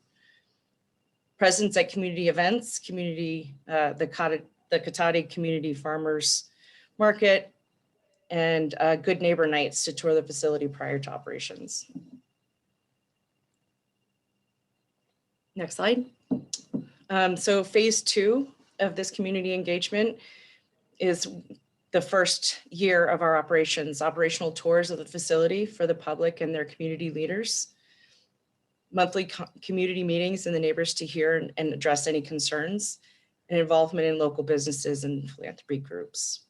And then phase 3 is the ongoing process. Obviously, we want to keep that going and that education to continue to roll out. The marketing director position, whose job is to stay engaged in the community and get to know the neighbors and other business leaders. Involvement in regional and state cannabis organizations to stay informed and emerging best practices, and dedicated 24/7 direct contact. And anytime we have a standing invitation to meet with city leaders if necessary. Next slide. So our community benefits, 10% discount for all residents of the Cotati community, seniors, city staff, employees, veterans, first responders, and educators. 1% of our profits will be donated to a community investment, partnership with the Chamber of Commerce and other local businesses grouped to promote Cotati businesses, bike deliveries for local orders to reduce vehicle miles traveled and help Cotati meet its climate action goals, host a job fair and maintain local hire preference, Cotati Community Farmers Market sponsorship, and then senior nights with the Charles Street Village and Oakmont's community. Next slide. One of our biggest initiatives is the movement to go green, not just for us, but encouraging other people in the space to go green. We have a few different routes that we're trying to take with that. Steve had mentioned using the Sonoma Clean Power Evergreen program, but we're also creating a private label where we are trying to reduce our carbon footprint by using a 100% reclaimed ocean plastic in all of our private labeled items. Once we launch that private label, we will become a member of the 1% for the planet and donate that. We want to distribute reusable metal Jane water bottles to all employees and provide them for sale for customers. And then there's just some additional initiatives that we would like to continue to use in the environmental space. Next slide. And our mission is to elevate how cannabis is perceived and consumed, to enhance our customers' capacity for better quality of life, to provide consistent and reliable medicine from curated and preferred producers. Next slide. Not only is our team local, but our products are too. Jane will provide guaranteed shelf space to local products so that we can multiply and maximize the economic benefits to the area. We have recently come up with the idea that we will do a similar to a wine club membership, where it would be a subscription with anybody that is dedicated to doing anything that is promoting that reducing their carbon footprint. So we will highlight their initiatives along in our store, and hoping to really partner with and encourage other people to get on board with this environmental issue that we're dealing with. Next slide. And then I think that's about it. So there's some information about us, but Steve, was there anything that you wanted to add to that, or? No, I think you did a wonderful job. Thank you. I would just take this opportunity to open up any questions from city council members after that presentation. We're happy to field those questions. Thank you very much. Let's see if we have any further questions from council. Let's see. Mayor Moore, Councilmember Harvey has her hand up. Does I was Councilmember Sparks? trying to ignore Councilmember Harvey, but go ahead, Councilmember Harvey. Thank you so much, Mr. Mayor. So kind of you. Nan, I was curious on the bike delivery. Do you do that at your other locations? We are actively working on that process. Yes. You know, it does get tough with regulations. So there are regulations around that. And what about safety? I guess safety would be. Yeah, so that's biggest right. concerns. Right, exactly. So we're working through some of the details of it, but I mean, our ultimate goal is to have, you know, as many of these initiatives checked off as we go, but we always run into, you know, somebody that's, you know, putting their hand up. Yeah, yeah. Okay, thank you for that. Yeah, you're Thank you, Mr. Mayor. My pleasure, Councilmember Harvey. Councilmember Sparks. Mr. Mayor, I have some additional questions about the timeline of the project. I'm wondering if this is the appropriate time to ask that, or if we're going to get into more discussion of that later. No, go ahead. So when this permit was first approved in February 2018, Vicky Parker at her presentation to the city said that initially when we opened it up for applications, the idea was that we would look for people who could come into and start operating right away, but that this particular application didn't have a building yet and was going to take a little bit longer, but that was an interesting proposition. And it seemed at that time that that was probably the fastest way to get a project going, to get that permit actually in use, because there weren't other good locations to build it at. So at that time, the estimated initiation of operations was June 2020. Later on, once the agreement was formalized, the initiation of operations estimate was changed to December 2020. And we've had sort of an extra year because of COVID, and I'm just a little concerned about that. We've had so many delays in the past, and if we do another 240-day extension right now, let's say the bakery didn't work out, and let's say we weren't able to find another tenant for the third space, is there any chance, or how, maybe this isn't possible to answer, but could you give us any sense of how likely it is that the project would not happen right now and we'd be coming back in 240 days without significant progress? That's my fear, that that could happen and we'd be back in the position where we're looking at, do we want to grant another extension or not? And if that were to occur, then it would be better at this point to not renew the permit and to open it up for potentially other people to apply. And I think it would even perhaps be a good idea for the city to look at extending and changing the ordinance on where these things could be located to open it up so we might get more applications. Of course, if we're certain that this project, if we could see with a crystal ball and be certain that this project was going to be moving forward substantially in 240 days, and that would be a different story. So I would like someone could speak to that and just give some reassurance that this is going to happen. And I think Yeah, that, if I'm the appropriate person to answer that, I'd love to field that question. Yes, this project is happening. We've spent a lot of time and effort. We've met with city staff many times about our current design review submittal. We've gone back and forth quite a bit, and we are committed to implementing this project. This cannabis dispensary license extension is helpful for us to be able to continue to invest money and resources into the site, with the guarantee that we will have that business waiting for us once it's open. I've been in a lot of dialogue with the member of the city, or the resident of the city that would like to open the bakery, and I feel that that's a good opportunity. I don't think that will fall through, but should that fall through, we will continue forward with this project, and we will make these improvements and build this building, and open those 2 other suites up for lease. And we're willing to take on that lease up risk. Should the other people, the other bakery person we're talking with, not come to fruition.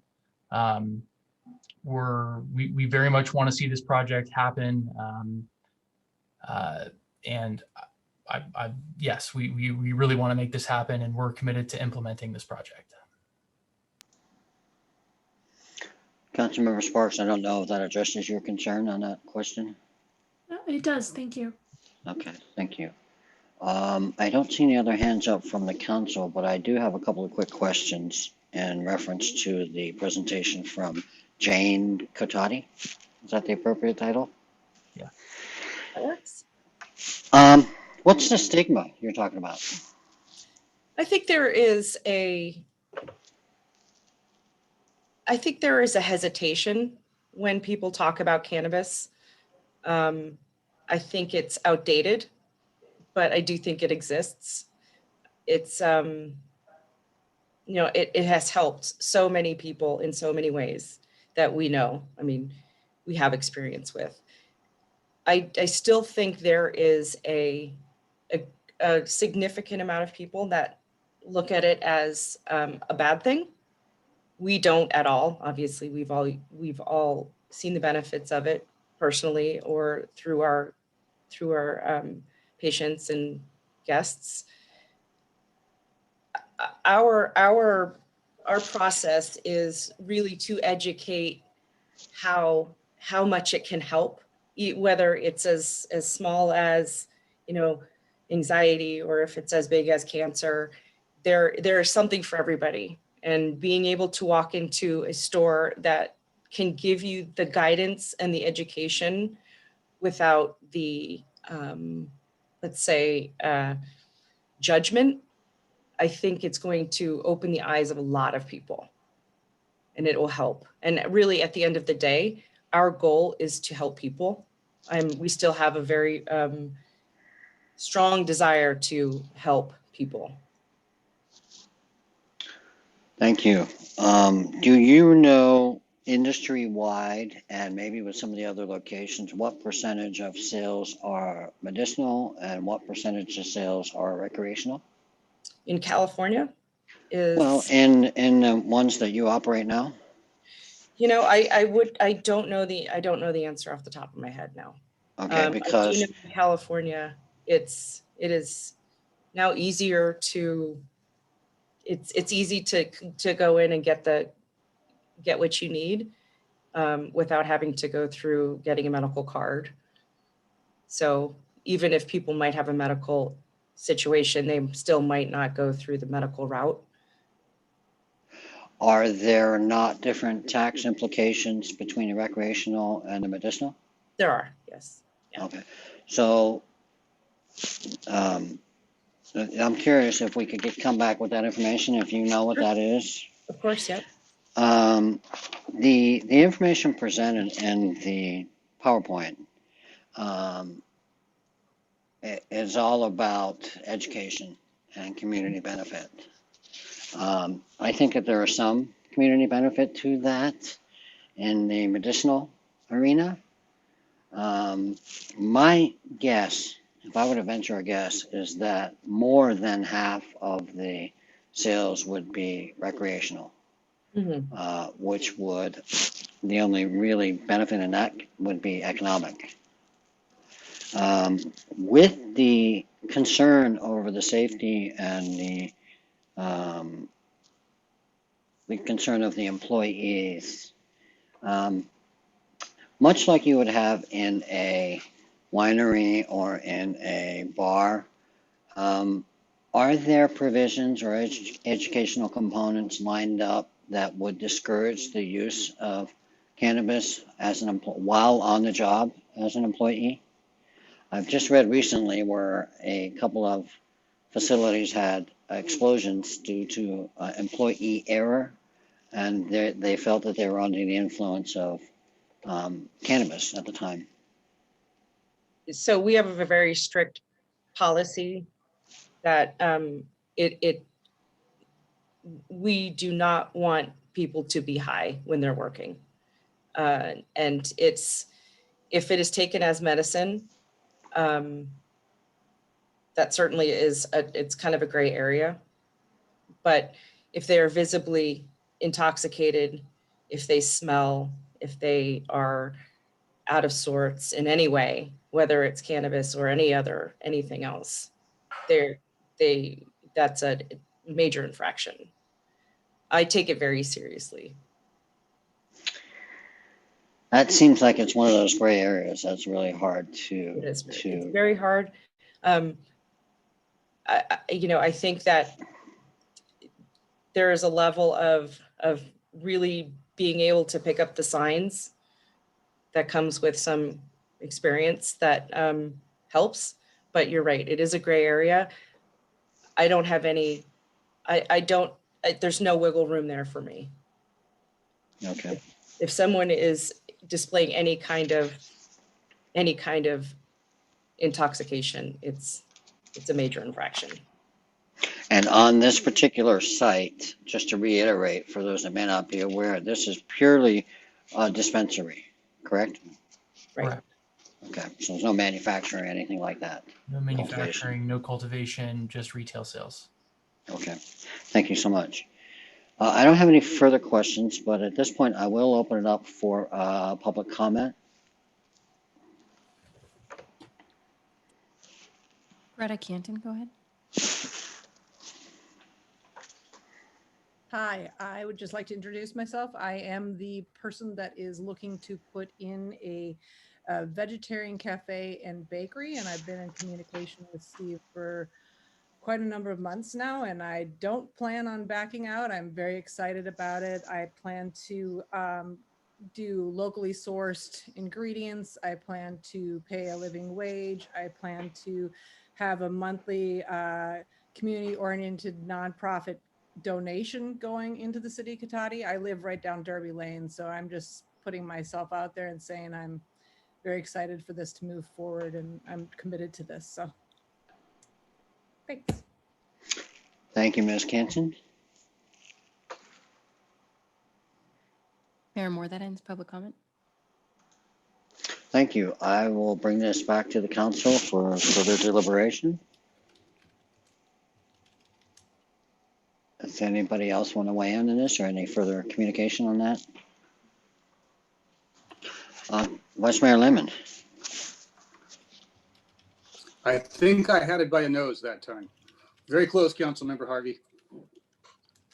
Yeah, just some general comments, Mr. Mayor. Thank you. First of all, there was a question if we'd be comfortable with giving the city manager extension authority. just for this specific project, as evidently we have typically done with some other projects in similar circumstances in the past.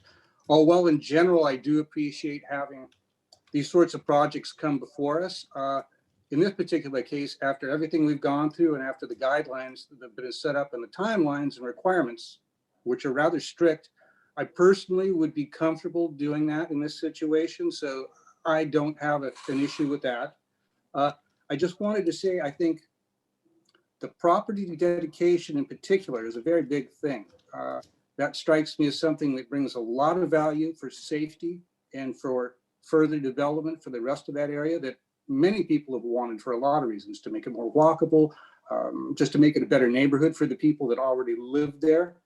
I really appreciate the effort that I've seen since our initial discussion that Mr. Monahan's put in to address both the staff's concern and the council members and the community concern that he heard.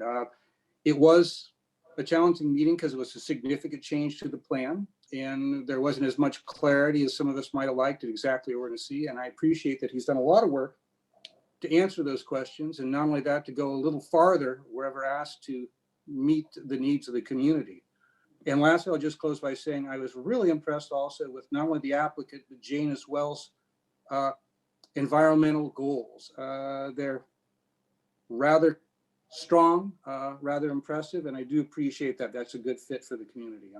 And I'll just end by saying I noticed that typically many of the requirements that we add, like local preference for hiring, wage requirements, things like that, this was already done for us because it was already there. So with that, I appreciate the time that we took. It may have been difficult to have this short break, but I think it's been valuable. I have a much greater comfort with this, and I'd be willing to support this project tonight, or this extension rather. Thank you, Vice Mayor Lamont. Councilmember Harvey. Thank you, Mayor Moore. Thank you for bringing up the extension, Vice Mayor. I guess I am sort of feeling the same as Councilmember Sparks. I'm encouraged that I see progress going along, but I'm just not feeling like, unless there is exact timelines, deadlines, and we're already, if you will, we've given 90 days. This is for 240 days. That's like another year, that if after that year that another extension is asked for, I would feel much better if it came back to us, because this has been going on since 2016. So it's sort of like, well, how many times do you extend and change things? So I would feel more comfortable if there was another request for an extension, that it came back to the council. I appreciate Mr. Monahan's efforts, and I am hopeful that this hits the ground running, but we have been in this position before, and we've been in this position on this same piece of property. And so until I kind of see doors opening, I'm not going to feel, that we're there yet. So I am supportive. I appreciate Mr. Monahan and his team meeting. I was also contacted and met with them. I appreciate their candidness and their openness to make the changes that everyone has asked for, and would like to see this move forward. But on any future extension, I would prefer if it came back to council. That's all I have to say. Thank you, Councilmember Harvey. Councilmember Ford. Yes, I'd first like to thank the staff who spent time with me going over the plans, to the extent that when Mr. Monahan offered, I didn't feel the need to meet with him because the staff had been so thorough with the plans. I'm comfortable with where the plans have landed. I agree with Vice Mayor Lamont that street front dedication is very important. On the further renewal at the decision of the city manager, I'm similarly, I hope that in 240 days you're open, and that we're not back here looking for So I'm a little unclear because I wasn't here when the cannabis permit rules were enacted. My understanding is that for an operating business, the renewals are handled at a staff level, assuming everything is going well. So I'm comfortable with that. I'm a little uncomfortable, as Councilmember Harvey just said, with city manager level continued renewals prior to opening.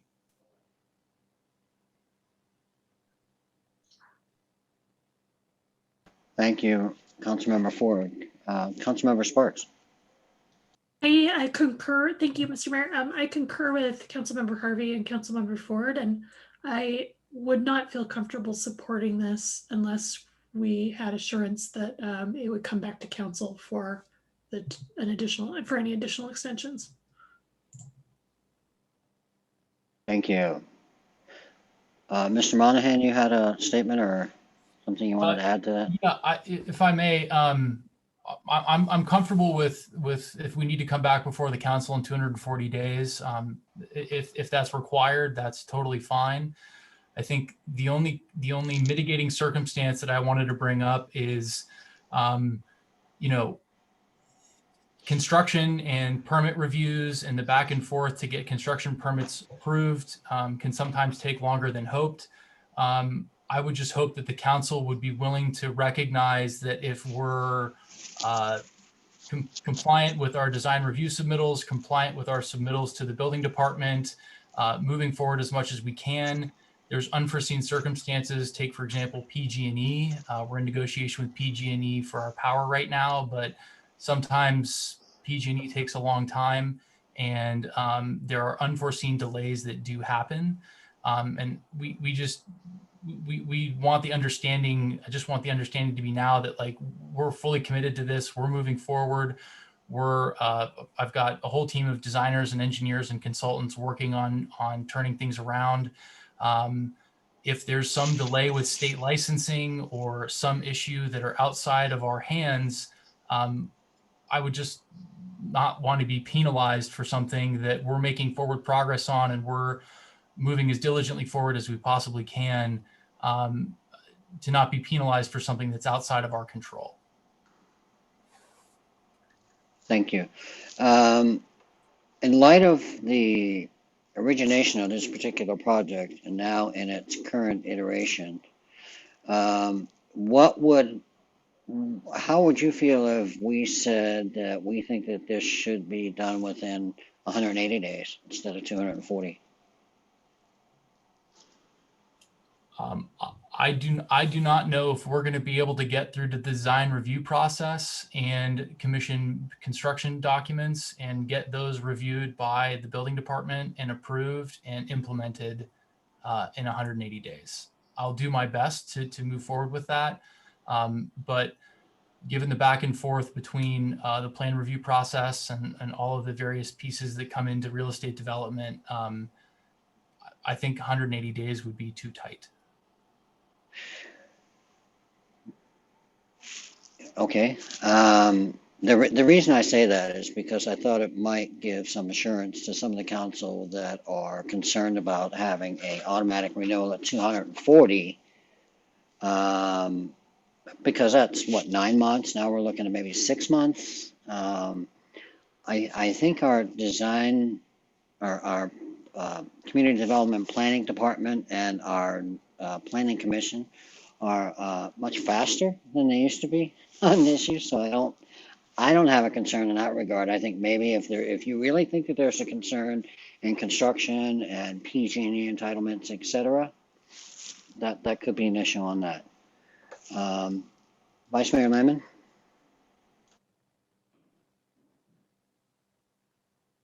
Yeah, thank you, Mr. Mayor. Yeah, listening to my colleagues, I understand the concern. I wonder if we in general have some openness to small degrees of flexibility for circumstances of force majeure, which certainly dealing with PG&E, that you could have no better description. Then I certainly think it would be appropriate to require that this comes back to the council for any extensions, and I'd be happy to support that if that's the will of the council. I think having that mix would work. Further, I think we could ask the city manager, there's numerous checkoff points that give him during this process the ability to track. And if we can have regular updates, I think that'll help alleviate some of the council and public concern about making sure this is timely. And we can follow this and we'll know as that date approaches where we're going and the degree of comfort we have with the progress or hopefully not lack of progress. So with that, certainly I'm open to more discussion, but for just sake of argument, I'd like to move adoption of a resolution approving an extension of the previously approved commercial cannabis retail and distribution permit, allowing Monahan Pacific to operate a retail cannabis facility at 8145 Gravenstein Highway in the commercial Gravenstein Highway CG zoning district, with the change as noted that this will come back to the council for any future extensions. We have a motion. Do we have a second? I would second that motion. Thank you. There was a hand raised. Is there any further discussion on that motion and that second? Councilmember Ford? Oh, thank you, Mr. Mayor. Okay, so we have a motion and a second. I would support this again with the motion as described by Vice Mayor Landman. Hopefully we don't have to come back to this again, Mr. Monahan. So too, and I'm going to be Okay. working diligently as I can to ensure that we don't. Thank you so much. Councilmember Sparks, you had a question before we vote on that? Yes, thank you. Just a quickly clarification, Vice Mayor Landman had mentioned something about force majeure clause. Is that contained in the motion, or I just wanted some clarification on that? No, I thought it would be a little clunky to put in the motion. I was just looking for a general thumbs up from my colleagues that as a board, we're open to some flexibility for situations where it's obvious effort has been made and outside actions, often described as force majeure beyond the applicant's control, have slowed that down, that we recognize that and show some affability towards that. Is that acceptable? So there's nothing contained in the motion. This is just an expression, a general thumbs up from the council to being open to that. That we could consider that when it came up for renewal, if that needed to happen. Exactly. Okay. Just a recognition that we have some strict timelines on this, but in a case as described, hopefully something we won't have to see. But if we wind up in that situation, we have some small flexibility for things that would be legitimately outside the control of the applicant or the city. Thank you. Probably not an unreasonable thing to ask, I figured. Okay, so we have a motion and a second. Ms. Burgess, would you do a roll call, please? Councilmember Harvey, Yes. Councilmember Sparks, Yes. Councilmember Ford, Yes. Vice Mayor Landman, Yes. Mayor Moore. Yes. Thank you very much. Thank you very much, Mr. Monahan. Thank you much, Leanne, and I appreciate all the work. Staff, thank you for that. We've asked quite a bit, and hopefully that will come to fruition. Thank you so much. I appreciate your time tonight. Okay. Thank you Thank for you. your time. We are at 9:08. We've been on for a couple hours. I don't know if there's a need for a 10-minute bio recess. I'm getting some thumbs up, so we're going to take a bio recess and reconvene at 9:20. Thank you so much. So you can leave your login on, just if you want to close your video and your microphone. And I'm apparently way behind.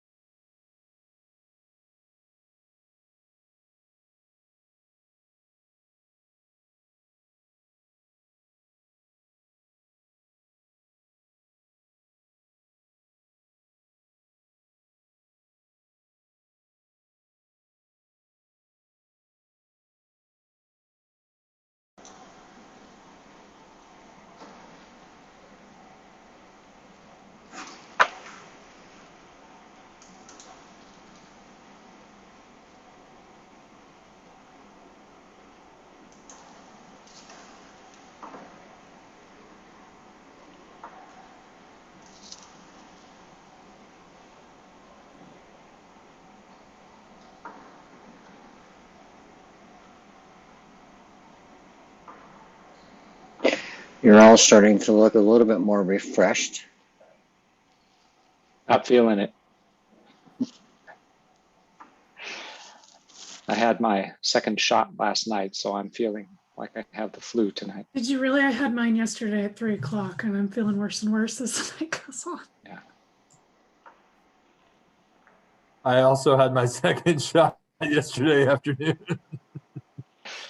Glad to hear we're all I'm getting it just going though. to be the voice of experience here and say you all made a grave technical error. I know. I made Or it at a least month ago scheduling though. error, shall we say. Well, as we're making our comments and questions, I'll try to keep that in mind because I remember how I felt and wasn't that great. How long did it last you, Mark? 24 hours of feeling bad. The day after that, much better. Still a few little weird symptoms. You know, my wife had a couple of headaches. I had a little sinus pain. You know, again, same sort of thing. And 48 hours later, just fine. Wouldn't hardly know. So it'll go quickly, but that first day, you don't get to escape, I don't think. Yeah. Little different symptoms for everybody, but in general, you just feel like you got the flu. Mm-hmm.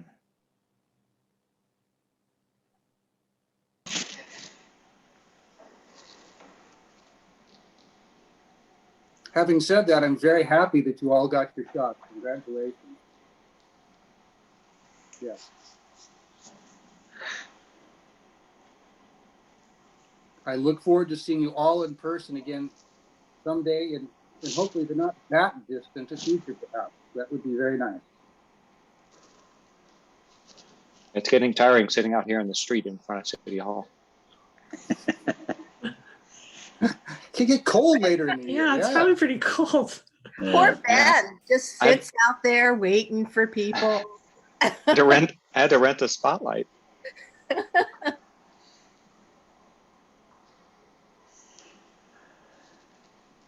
Well, we are now at 9:20. It looks like we have all of our council members present. So with that, thank you for the indulgence on that, and we will move on to our regular agenda item 11B, first annual police chief report to the community. Chief Parrish, now that you're all rested and refreshed, it's all yours. Well, thank you, Mayor and Council, for allowing me to present the Cotati Police Department 2020 Annual Report. So what I'm presenting tonight is an overview of the annual report, not the literal report, because there's a lot of text and narrative that I didn't want to read verbatim. But I do encourage everyone to read it in our community. This will be on our city website for all to see. You'll see there's a lot of photos that go with the annual report as well. And that is us right there. That's your department with the Folletti Ranch in the background. And the city clerk is kind enough to volunteer to move the slides for me. So Lauren, if you could go to the next slide. So the report starts with a message from me. Again, it's quite a bit of text. So I wanted to just do an overview for you. So I'm happy to report that in 2020, dispatch and police officer ranks were at full strength. Now, full disclosure, that's 2020. In early 21, we did lose a dispatcher, but I do want to let you know that the dispatcher did not lateral to another police agency. For whatever reason, we're lucky and we are not experiencing the turnover of officers and dispatchers that other departments in the region are having. Since I've been here, I've strived to build a diverse team here at the police department. I'm ever expanding community policing philosophy through outreach. We remain proactive in reducing crime, increasing traffic safety, enhancing citizen and business engagement, and and the overall well-being of the city. Focusing on training on employee health and wellness, effective ways to engage those who are in mental health crisis, and understanding implicit bias, enhancing de-escalation tactics, and we're working on collecting the RIPA data that we've been talking about for probably about close to the last 6 months. I did say there's a lot of photographs. This is one of my favorite. So this was 2019. This event was the City Hall-owing, not City Halloween, but City Hall-owing at City Hall. And we ran across this young gentleman, and the police department, we were handing out glow sticks for safety at night for the trick-or-treaters. This was a daytime event. So we were handing out these glow sticks. We ran across this young man in police uniform and asked his family if we could take our photo with him and put it on social media.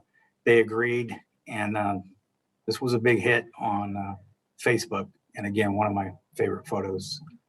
Next slide, please. So as we all know, in 2020, we saw COVID coming. We first saw it on the East Coast. We knew it was coming our way. And it started just spreading across the nation. We were forced to close our lobby. We did that to protect employees and to protect the public. We did have an intercom outside to talk to people. And as I mentioned, we kept our customer service. And an example I gave was the dispatchers coming up with the idea to allow us to do fix-it tickets for people so that they could make their court date in time and other things. So I did change our employee shifts. I did that so that we weren't commingling. So we have 2 sides of the week, and I did my best to keep us separated. Although with a small police department, when there's absentee due to sickness, training, whatever, it's sometimes unavoidable, but we did the best we can. We did wear additional protective personal equipment gear, and we did make fewer self-initiated contacts just to avoid getting contaminated with the virus because we're a 24/7 institution here, and we just needed to keep it going. And again, not only patrol, but dispatch. And, dispatch is also responsible for Sonoma State as well, not just the city of Cotati. But we remain on duty 24/7. We got through this in 2020. I will share that we did have a sworn member that got COVID-19. We did arrest people that had COVID-19. I would get contacted by the sheriff's department and be told that, hey, we have somebody in our jail and your officer is the arrestee. So at first we didn't have rapid tests. So we did some quarantining of employees. We eventually moved to the rapid testing, which helped greatly. We did daily temperature checks. I told employees, if you're sick, stay home, get tested. Again, we did get through this. And then we were fortunate enough to have the vaccine available to law enforcement. And that was the entire police department in January. And I, along with other police employees, we got the Pfizer shots, and we're in a good place now. Next slide, please. So this is our organizational chart. You'll see it starts with me at the top, then it works down at Katie Holderman. A PSA is a police services aide. She's just kind of a jack of all trades, does a little bit of everything. Under our lieutenant, Doug Indy, you'll see to the right, our community service officer, Carrie Peoples, answers to the lieutenant, as does dispatch, and as does the sergeants. And then you'll see that under the sergeants are the corporals. It's a lower level of supervisory positions for the department. That's kind of the gateway to sergeant is a corporal. And then under that, you will see our officers answering to the corporals there. Next slide, please. Yeah, so this is just some graphs. I'm going to go into some crime analysis and review and statistics in these next slides. So you'll see that in 29, the orange part, the officer initiated activity was 65%. And then when you look at 2020, it drops to 56%. There were more total events in 19 compared to 2020. But you'll see where the calls for service are 35% compared to the calls for service at 44% in 2020, which is a little different. Next slide, please. So here we get into some statistics. So these are arrests, 2019 compared to 2020. So there are more, of course, in 2019.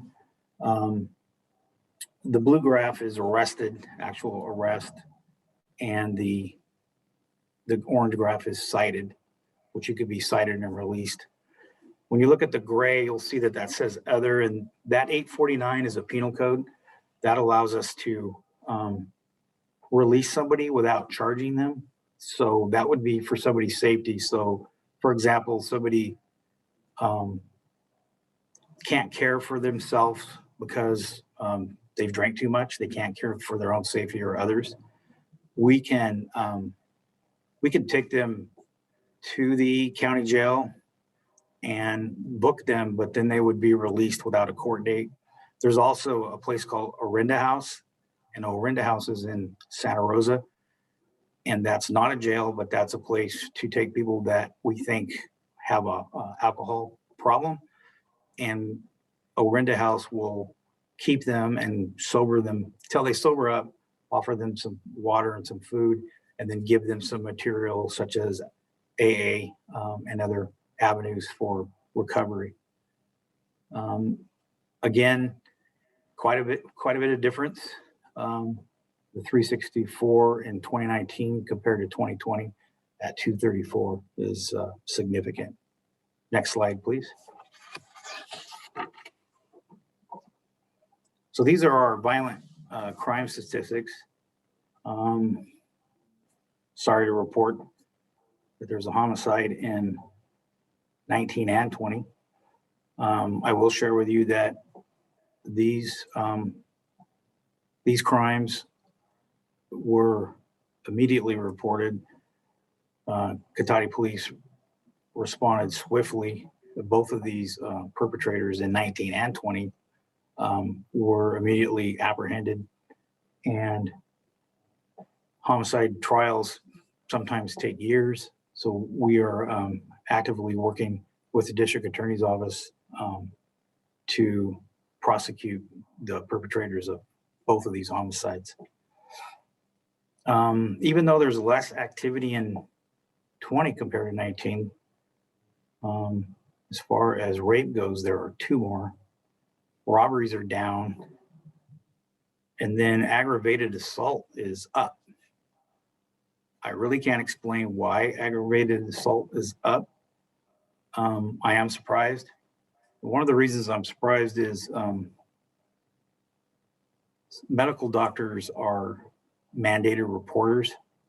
And so some of our crime reports come through these mandated reporters. So for example, if somebody went to a physician with a broken arm and the physician didn't believe what the patient was telling them, if they think that, they're mandated to call law enforcement. So a lot of people were doing doctor's appointments by Zoom because of COVID-19.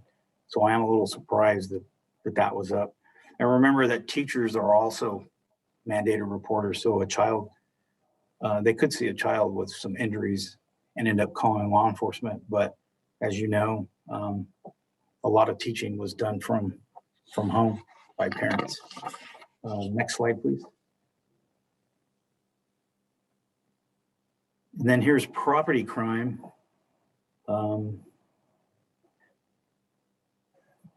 You know, a little bit of a difference here. Again, you know, less reports made in 2020. However, larceny is up. And theft of personal property is up a little bit.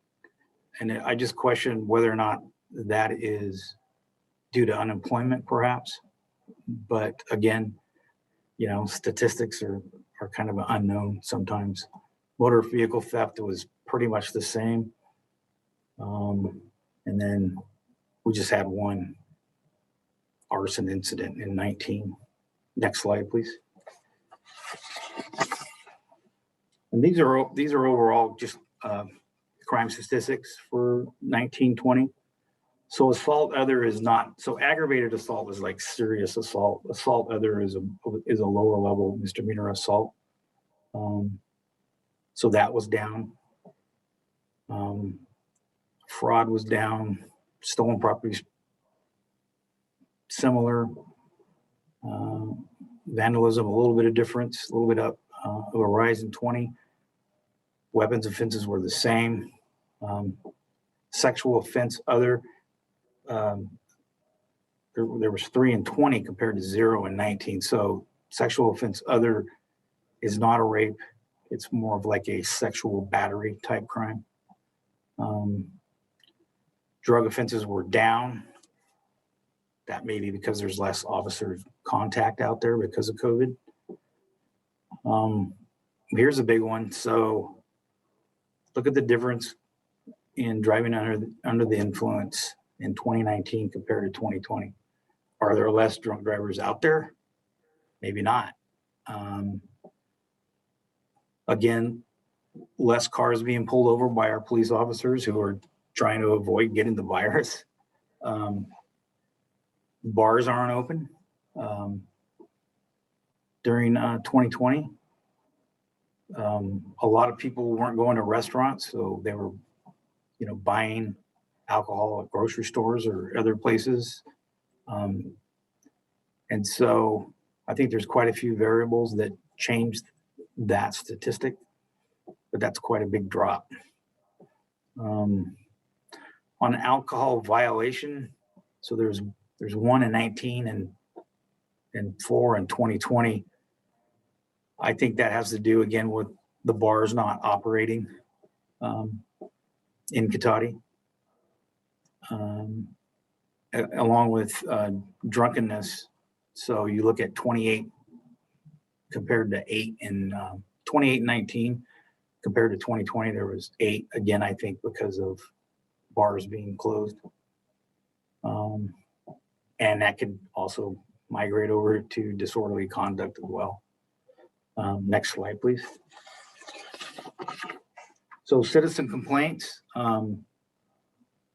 In 2020, we've received 7 out of 13,355 events. So that's a complaint rate of 0.05%. And categories of complaints are procedural. What that means is somebody not agreeing the way police did the business and our business. And I've seen any complaint from parking complaints would be procedural, or somebody being pulled over for running a stop sign, but then it leads to other things and they could just question the procedure. Conduct unbecoming is just officer conduct, bad conduct. And then there's use of force. The chart shows, you know, that sliver there. I can share with you that all law enforcement agencies that have body worn cameras, when they went to body worn cameras, they did see citizen complaints decline. Next slide, please. So we had 2 police town hall meetings in 2020. Before that, I had not had town hall meetings. We had area officer meetings, and me and the city manager, met with every HOA in the city prior to 2020, but the town hall meetings were new. These meetings were at the request of city council, and this was following the George Floyd incident and some other policing issues in the United States. Out of these meetings, there were some recommendations for next steps, which included early implementation of RIPA, and creation of this annual report to the community, and a review of the annual RIPA reports for best practices, and to reaffirm our commitment to train our officers above and beyond post standards, including implicit bias training and de-escalation training, updating the citizen complaint form and making it available on the website, conducting a community survey on racism, and working with a third party to conduct a policy compliance review to ensure policies, training, and best practices are aligned. That photograph on the bottom there, that was a march from Sonoma State University to the Cotati Police Department. This was a peaceful protest, and it was right after the George Floyd incident. Next slide, please. So since then, we've positioned ourselves to begin collecting RIPA data 6 months early, which is going to be in July. We talked about January 1st of 2020, but DOJ told Sonoma County, that's not the law. We're supposed to be collecting this in January of 22, but they have agreed to start receiving our data, our RIPA data, in July. And so we are in testing mode right now with the software and hardware for the counties that belong to the computer-aided dispatch record management system. I would say it's countywide, but there's a couple of jurisdictions that don't participate. But the agencies that participate, and Cotati is one of them, we do have the software in place to test, and we're confident we'll be collecting the data in July. The city did conduct the survey on racism in Cotati, and that was presented to council. We've updated and republished our use of force policy, which is on the police website. It's consistent with all of the new assembly bills regarding police procedures. We're updating our citizen complaint form. As I said, we're one of the key points in the town hall meetings was undertaking a policy compliance review. We have a third-party vendor that's looking at that now. We've received implicit bias and de-escalation training. Not that we haven't before as a police department, but just updated ones. I personally attended implicit bias training as the police chief. Found it very interesting. Learned some new things, and I have a better understanding of the term implicit bias. Honestly, I didn't really understand this term, but after the training, I certainly do, and I'm glad I took it. It was worthwhile. We're hoping that the passage of Measure O will hopefully be a key part of solutions for calls for service relating to mental health. And what I'm talking about is funding for that, hopefully. And just hopefully the county will be a partner with us on that. I also want to not just have our sworn members, not just our police officers, have additional training regarding implicit bias and de-escalation training. I want our dispatchers as well as our police officers to understand implicit bias, because they are the ones that take the initial calls for service. They need to understand it. So I'm going to ensure that our dispatchers receive the same training as the officers do regarding implicit bias and de-escalation in the future. Next slide, please. So as I said, we're positioned. Oh, okay, sorry.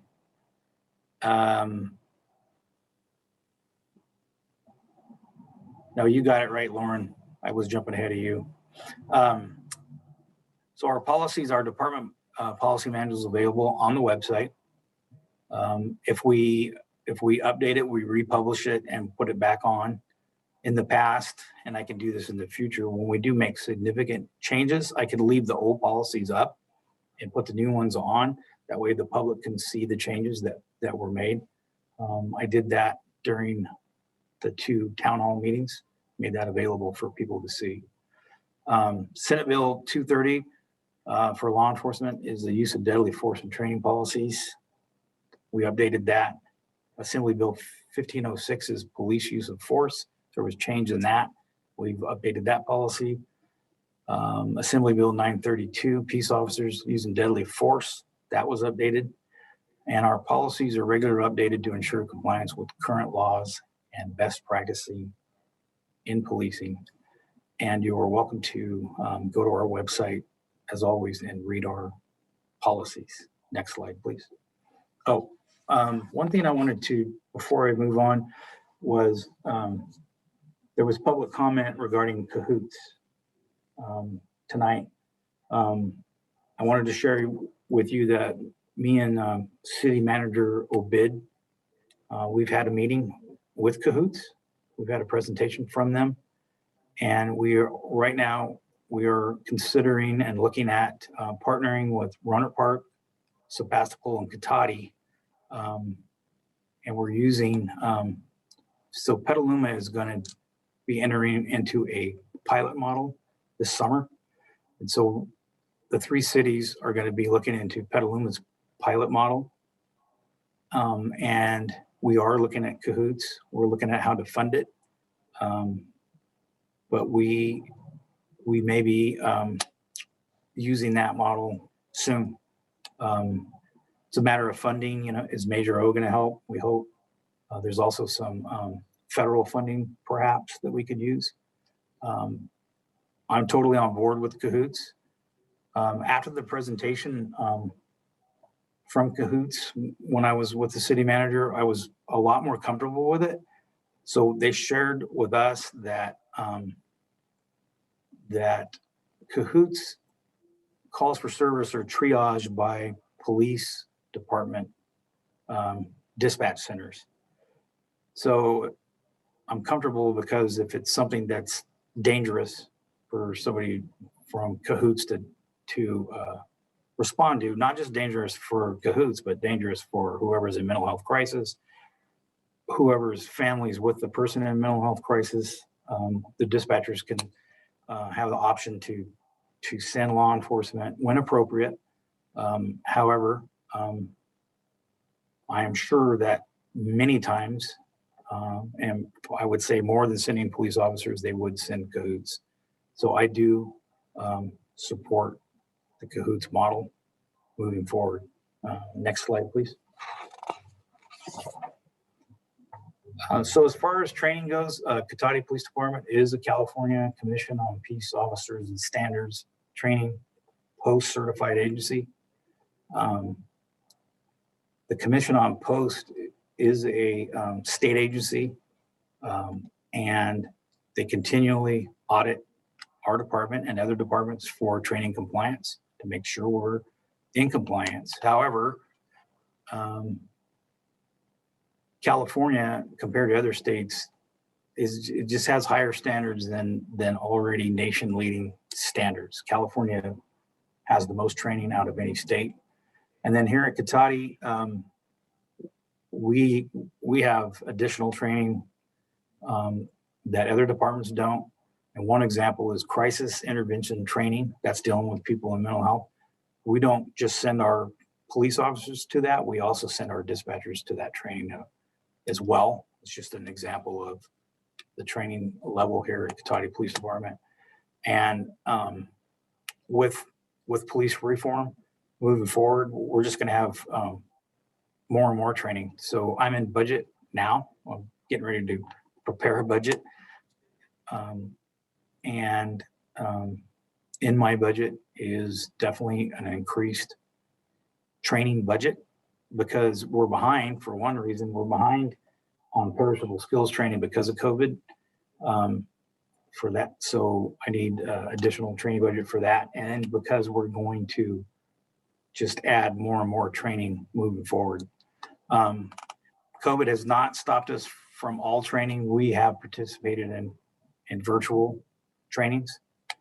My implicit bias training was virtual, and we've conducted firearms qualifications because we just have to keep in compliance with that.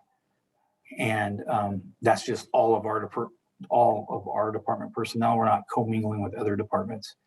And by the way, on firearms qualifications, I have Sergeant Gooden. He's our range master. I make sure that he comes up with don't shoot scenarios, not just shoot scenarios. That way police officers are trained also when not to use deadly force. Next slide, please. So this is a first. So in the existence of Cotati Police Department, I'm told by other chiefs and people at the police academy that the Cotati Police Department has never had a recruit training officer assigned to the police academy. We have two. First, it was Tyler Wardle, our officer, and then most recently, Sergeant Gaio is assigned to the police academy. And so their cadre, their part-time cadre at the police academy, and they are there to help our future. When I say our future, these police cadets will go to the sheriff's office, police departments in our county, and they are there to help make the best peace officers, make them as good as they can be, and make them contemporary, and just make sure that the police academy is producing police officers that we want out there on the streets protecting us. Next slide, please. So twice a year, we have our neighborhood area officers meetings. There's 6 areas in the city. If you're wondering what beat you live in, you can go on the website and this map, you can zoom in on it. If you question which beat you're in, it'll show your street and you'll be able to see what zone you're in. There's an officer assigned to each of the area. Their phone numbers and emails are available to you. You're welcome to reach out to them and ask them questions. If you want them to come to your HOA, you can reach out and have them come to your HOA. And again, these are held twice a year. We just did some in February, and the officers rotate annually. That way officers get to know the different beats and people in their beats, and then the citizens get to know different officers as well. So in the future, I would encourage any resident or business owner to attend these meetings. And if you can't attend the meeting, I encourage you to reach out to your officer for any questions that you have. Next slide.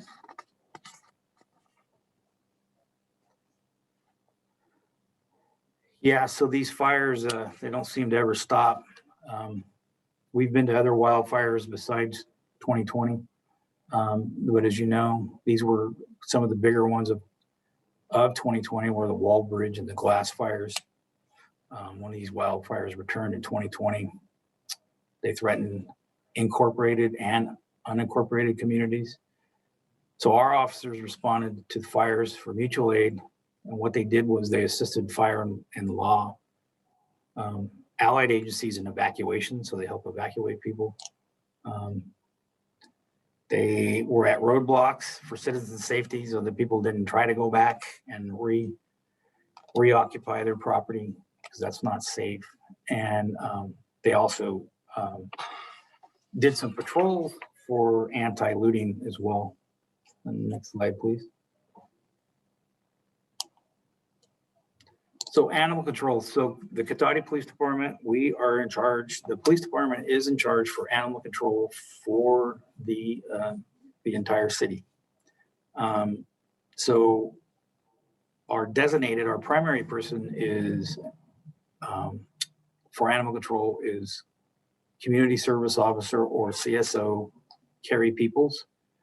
That's Carrie holding her 30-year anniversary cake, and that was probably 2 years ago. So Carrie responds to most of these. When she's not available, our police officers respond to animal control calls for service.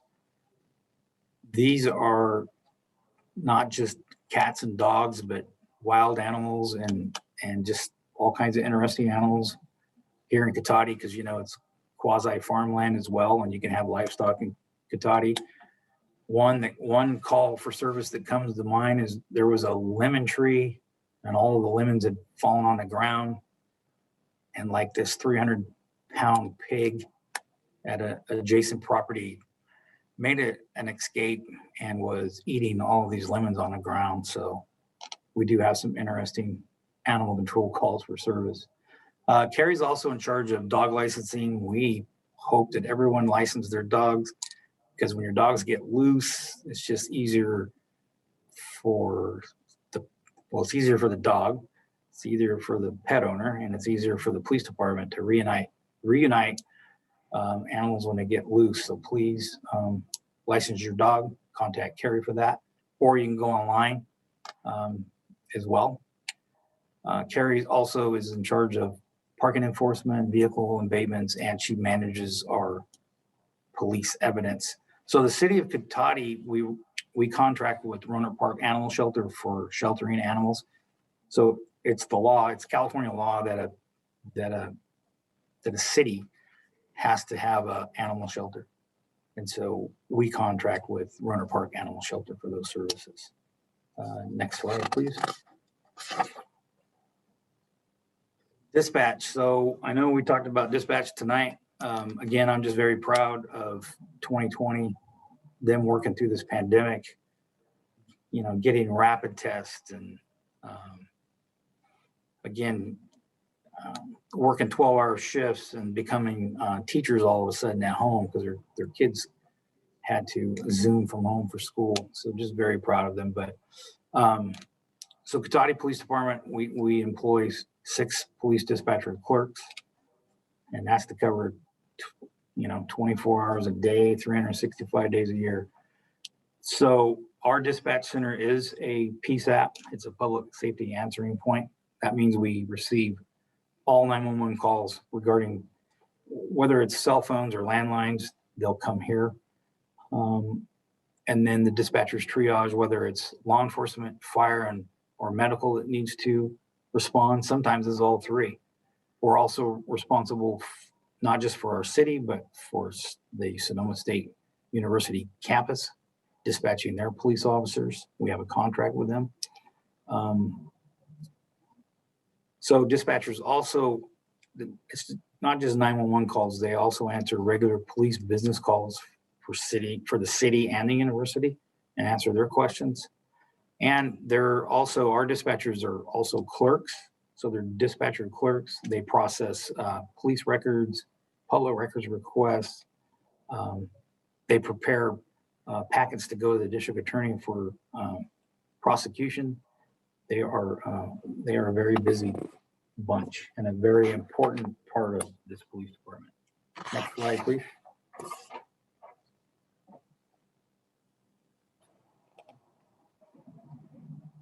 So you'll recall that I presented at one of the council meetings not too long ago that these officers got the Mothers Against Drunk Drivers Award.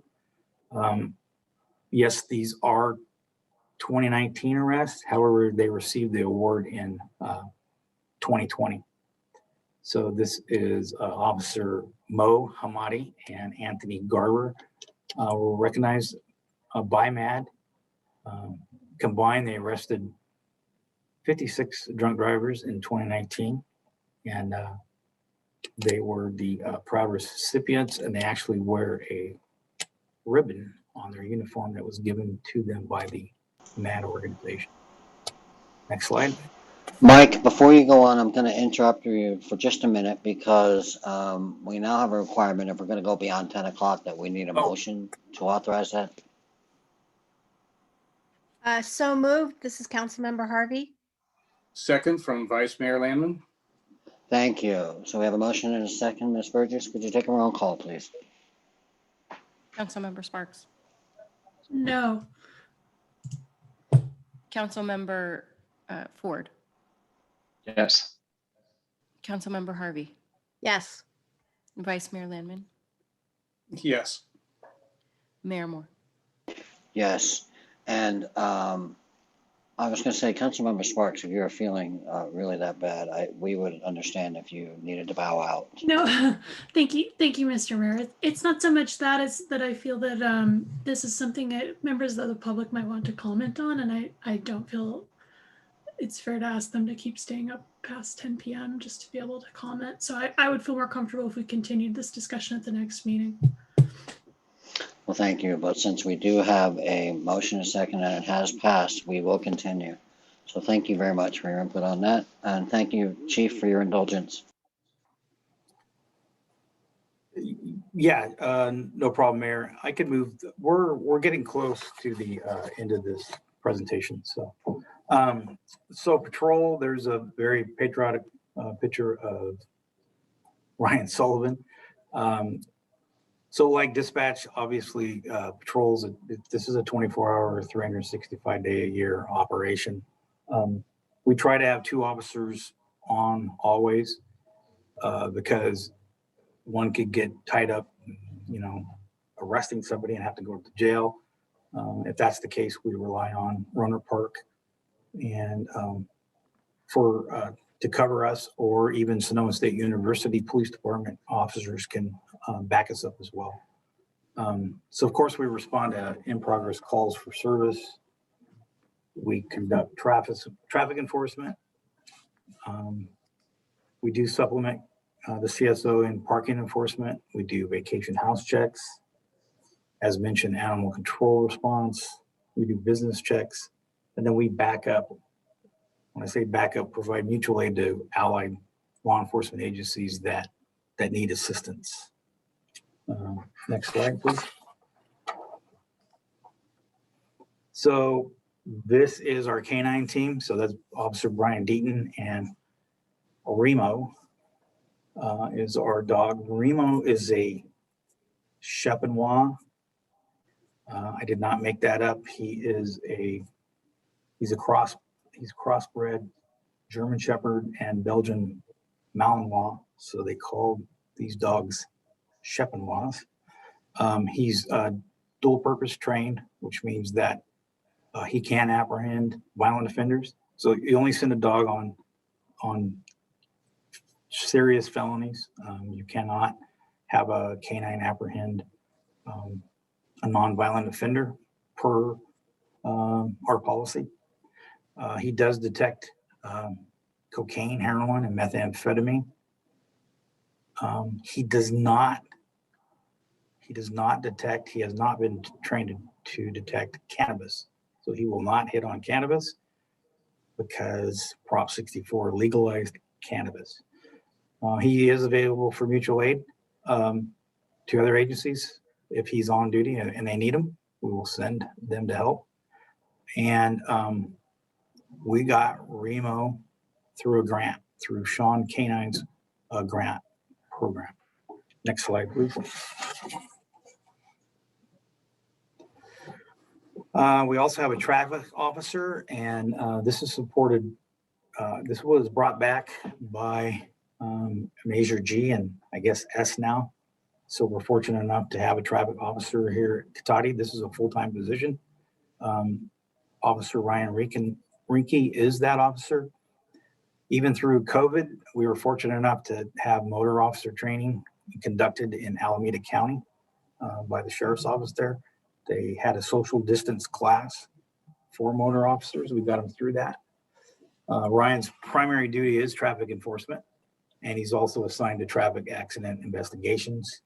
And you can, if you have a traffic complaint in your area of your city where you're at, you can go on the city website and submit a traffic complaint directly to Ryan. Next slide, please.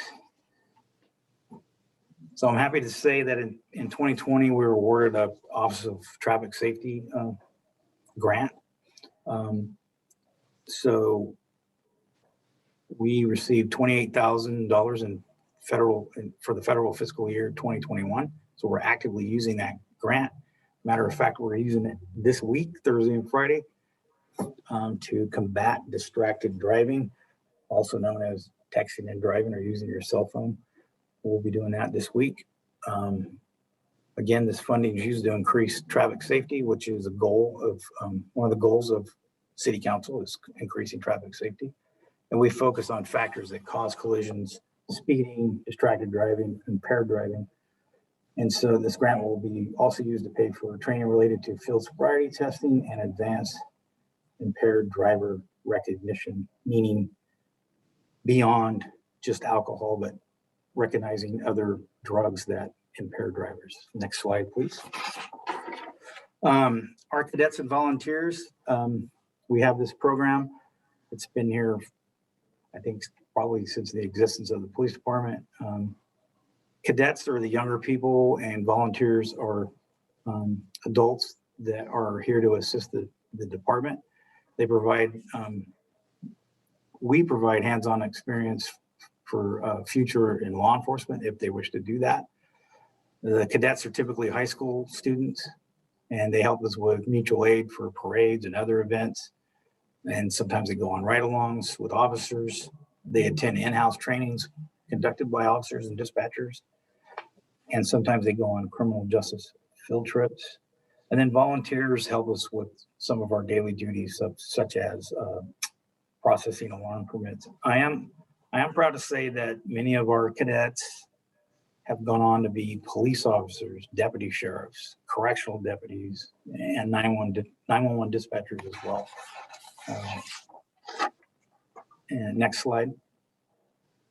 So this slide in the background there, you see the Rancho Adobe fire truck. So our partnerships with the fire district, the Rancho Adobe Fire District, Sonoma State University Police Department, and the Roanoke Park Public Safety have never been stronger. It's just a really good environment right now. And I'm happy to report that. And together, all of us together, it just makes Cotati and Roanoke Park just a safer community to be in. And again, I've never seen it better regarding that. Next slide. So we only have one public school in Cotati, and that's Thomas Page Academy, and it's kindergarten through 8. It's administrated through the Roanoke Park Cotati School District. We have a strong working relationship with students, faculty, and their administration. We've held fundraising events for them. We've had Cocoa with a Cop, because you don't want to give kids caffeine because that could be bad.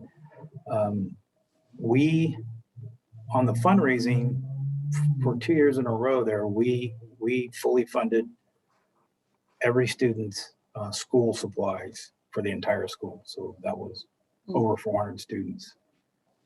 And the shoe distribution, we did that with, we were invited to work with New Hope Church to do that. And we did a shoe distribution, which one event was measuring all these kids. That was tough. The easy one was delivering all the shoes. That was fun. And of course, we performed daily walkthroughs to enhance school safety and make sure that parents are seeing us there, and make sure that teachers are seeing us there, and as well as students. Next slide. So, you know, community outreach has been huge, especially in the past 5 years. I would say we've ramped it up.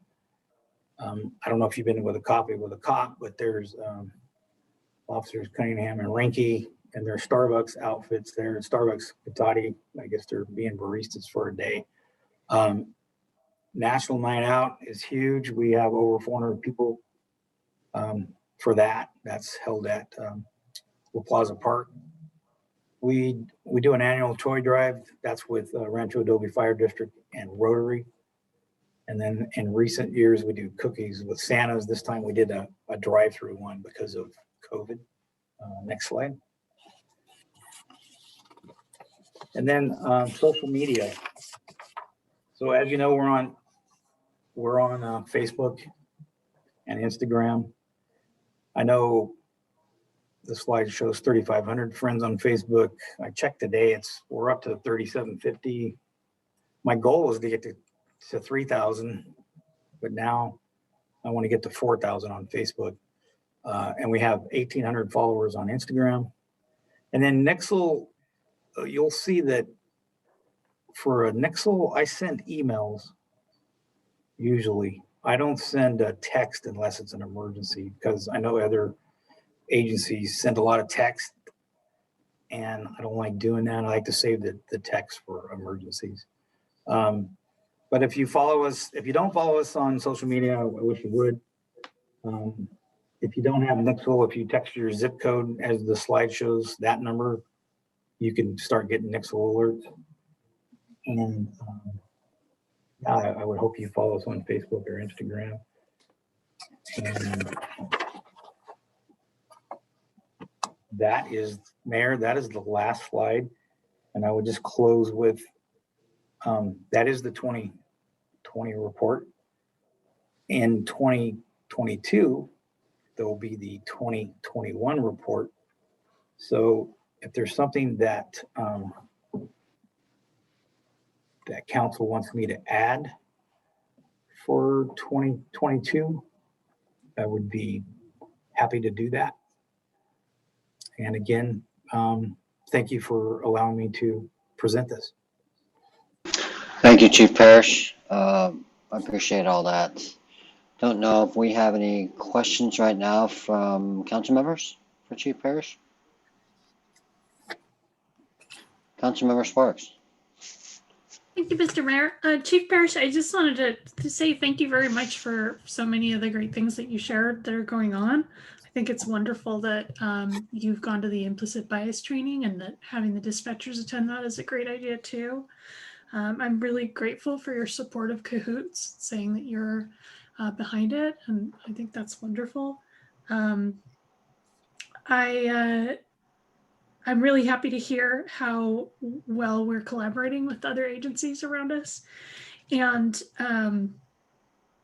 I saw that you're striving to hire a diverse workforce. So to your question is, if there's anything we'd like to see in future reports, I would love to see you kind of highlight that and have some statistics about how our workforce, like the diversity of our workforce.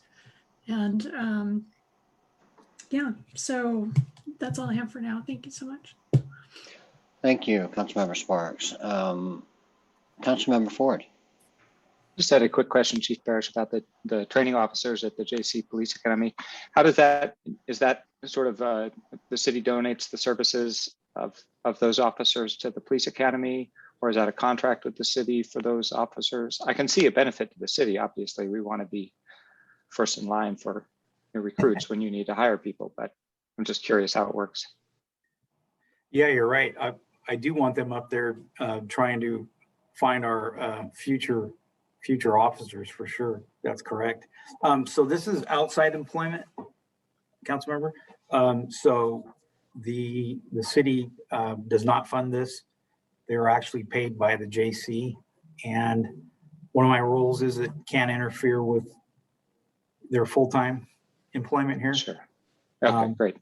Yeah. But good question. It's a great benefit for our officers. It's good for our police department, and it's good for the trainees.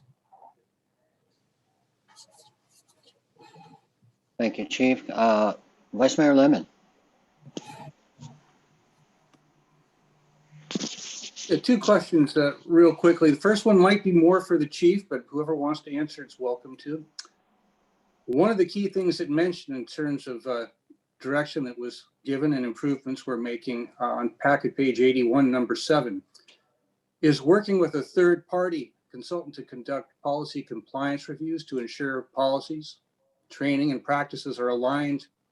And to put it simply, to make sure that when issues happen, it's generally due to lax adherence to established policies, to make sure that our culture is healthy and we're doing the things we say we're doing. And having a background and worked in a fire district where we had many changes in culture over the decades I was there, I could see the difference it made in the workforce and in the quality of service we provided for the public. So it's a really important thing to me. And I wanted to ask, is there any reason we couldn't make this a regular action, perhaps biannually like the polling? I imagine it's something that creeps. You might not need to check it every year, but I'd like to see that come back if we could. That's the first question. And let's see, where's my notes here? The second thing I wanted to ask is related to that. You asked what we'd like to see, Chief, going forward with these reports. And what I envision the police report is having more to it, perhaps being almost a meeting in of itself. I'd like to see the RIPA report when those come out as part of that, so we can go over what are the new best practices and training that we're looking at adopting and have a public discussion of those. When we do have a biannual survey on policing and racism in the town, that we can go over those results and track that as we promised we would. And then potentially, as I asked, if we do make a regular practice of doing that third-party survey or review, which I think would be valuable, to present that too. So I guess the question is, can we do that third-party review on a regular basis? And could we add those things to the police report? Because I think it would make it much more valuable in terms of oversight and keying the community and involving in what we're doing to keep on top of best practices and move the town and the department forward.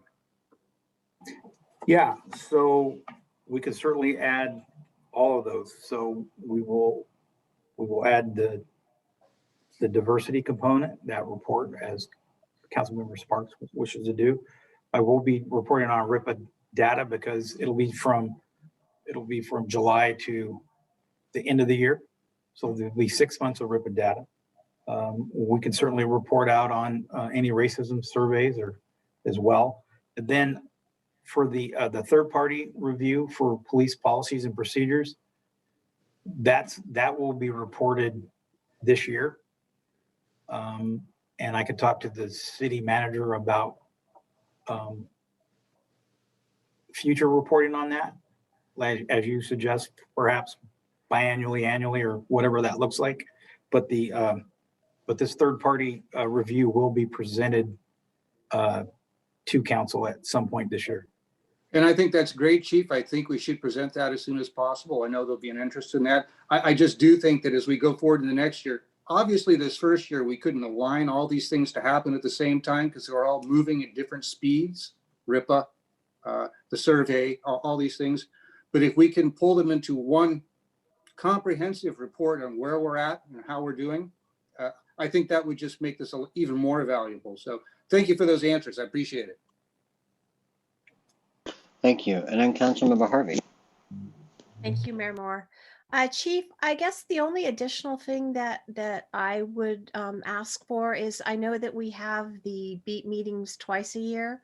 I would like to see those even more frequently and at different times, because I know sometimes people struggle with availability and things. So I think quarterly, if you want the officers to really kind of get to know people, I think the more frequently that you have them, I think we might get a better turnout. But thank you for the report. I thought it was, for our first report, I thought it was great. There was a lot of information there. There's always room for improvement. And I think that you're moving in the right direction with looking forward at the things that we can report on and continue on. But thank you for that. Thank you, Councilmember Harvey. Chief Parrish, I think that was a very good report, especially since it was the first one that we've actually had in that type of format to the city council. I am encouraged with the engagement with the community over the years that we've talked about and how you have done outreach for that. I think that's great, and we can continue along those paths. And then, of course, the additional training, implicit bias training, and things like that. I think it's just so critical, especially nowadays. But I do appreciate that, and I think it's great. Councilmember Sparks, you had another question or statement? Thank you. As a question I forgot to ask from my list, which was that in the written report, it mentioned that you had led the community in implementing use of force reporting within the computer-aided dispatch system. And I was wondering, there just wasn't enough context for me to fully understand what happened there. Could you just explain a little bit about what that was? Yeah, so without the software,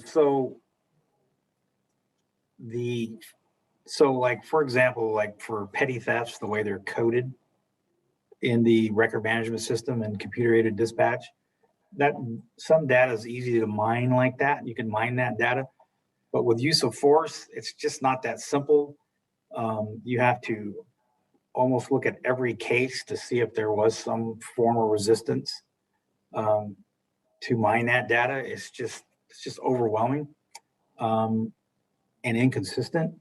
So moving forward, as recently as last week, me and the city manager had a meeting with the consortium. That's the computer-aided dispatch record management system consortium that we belong to. We are moving forward with software. We're gonna track that with software, and I'll be providing that information in the 22 report for whatever occurs in 21. We are tracking it better. We have a manual form that we're using to track use of force. And when I talk about use of force, that could even be, this could be a non-arrest. This could be putting somebody in the wrap. The wrap is a safety blanket that's Velcro and wraps around you. We could put somebody in a wrap just for their own safety and it not be an arrest. We're gonna code, that's gonna be coded as use of force. So anything like that will be coded as use of force, including exhibiting of firearms. So there's going to be a new and improved report for 22 regarding 21 on that. And then, Mayor, I appreciate your comments on the community outreach. Thank you for that. I'm looking forward to post COVID times. I want to have a coffee with a cop at the ranch. Is what I'm hoping to do at Farmster. Coffee with a cop. So change it up. Katati style. Thank you, Chief. And then I'd also like to point out that when we talked about the data regarding the use of force and then implementing a field that would allow us to track that more within the consortium, that is all the police agencies around here as well, correct? So it's not just us on that? It would be all the ones that belong to the consortium will be able to use this data. It's easier to say who doesn't belong. It's Sebastopol, Hillsburg, Cloverdale do not belong to the consortium, but everybody else did. Okay, so yeah, it wasn't just us that didn't have that particular module. Correct. Okay. And Sonoma State was also on that call, and they're very interested in that module as well. Great. Which is good because we dispatch them and they're our partners. So they were on that call as well. Thank you. Vice Mayor Layman. Very quickly, because I know I already had a chance to speak, but like Councilmember Sparks, I was a little unclear on the history of what happened with the use of force reporting issue versus the computerization module for it. And I just want to clarify, if I'm understanding what I read in the packet right, it would seem it was actually our actions in looking into this and finding that this module was there unused. Are we the ones that are pushing, trying to get the rest of the consortium to adopt it? Would that be a fair statement? It would be a fair statement if we added that Sonoma State was right there with us. So it's Perfect. Cotati and Sonoma State actually driving this. Good. Well, So I I'm sure that appreciate makes that. And I thought Councilman- if that was the case, I Councilmember wanted Ford to make gotta be sure I happy. underlined that. Yeah. Thank I you, would- Chief. Yeah, I see a thumbs up from Councilmember Ford for some reason. I don't know. Thank you so much. And I know it's getting late, but what I will do, even though to me it does not seem like an action item, I am going to open it up for public comment. Ms. Burgess, if you would see if there's anyone there that would like to comment on this. Lori Alderman, go ahead. Well, I've been waiting for a whole hour to tell you this. The online webcast has been having problems for first 10 minutes. It didn't have video. And then the last 50 minutes you haven't had audio. So the channel 28 is working, so people could go there, and then people can go on Zoom, but the webcast hasn't been working. And at 10 o'clock, when you called the motion for extending time, you didn't ask for citizens comment, and that was an action item. So you need to make sure that you're paying attention to how long you're speaking on these agenda items without checking in with the rest of the world. Thank you. Bye. Thank you so very much. Is anyone else? Marjorie Crumpshears, go ahead. Oh, finally. First of all, thank you, Councilmember Sparks, for your thoughtfulness regarding those of us who are not on the council and are sitting somewhat uncomfortably and tiredly at home. Chief Parrish, thank you for this report. It is very encouraging that you are implementing RIPA and you're following up with your promise sooner than it's mandated. I and I am ecstatic that you're on the same page with this and working along with others. I do have a couple of questions. One is, do you have any, and you don't have to answer this now, but I'm going to put them out there. Do you have any female officers who go out in cars the way the males do? That's number one. Number two, I was alarmed at the low level of complaints. And I have been sitting here trying to figure out why that might be. And I'm coming to the thought that there's the police need to be more connected to the community, and I think that you see that too. So I support more opportunities for citizens to meet with the police.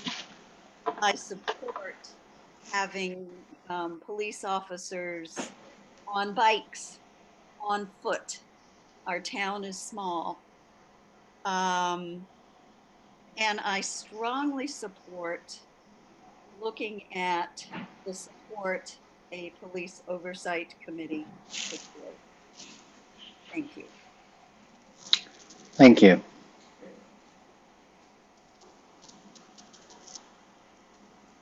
Michael Titone.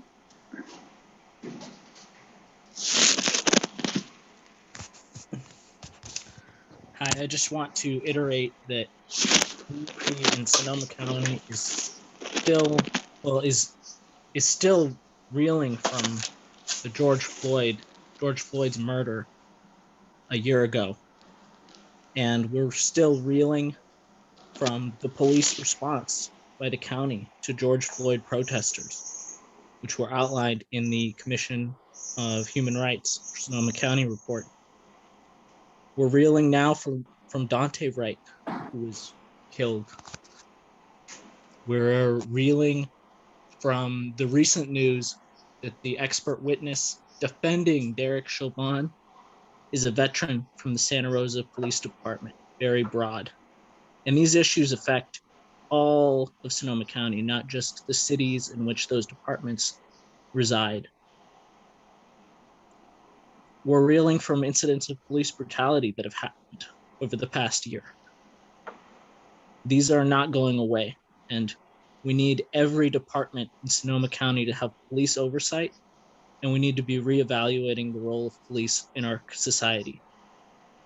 I'm in favor of cahoots. I believe we need strong oversight for the department. I was alarmed to see that when Minhwa Lee reached out about a hate crime to the police department of Katati, he felt like he had to explain what a hate crime is. That it wasn't clear. And that's just not acceptable. There's this duality of police sometimes behaving like vigilantes, like Derek Chauvin, going way outside the law. And then when we have communities of color, they actually need help, it becomes a sort of like, can you tell me how to do my job? We need the officers of Katati to be well aware of hate crimes, what constitutes one, and being able to effectively communicate that. I am really hopeful that we can get all of Sonoma County on board with a re-evaluating and redesigning police in our communities, making it so that we don't have that we don't have incidents like George Floyd, like Dante right here. We need to be able to prevent this, because Black lives don't just matter when a Black person is killed, they matter before that. And we need to embody that in this community. We need to have concrete goals to make it so that we don't have incidents in which police are murdering people of color. Thank you. Allegra Wilson.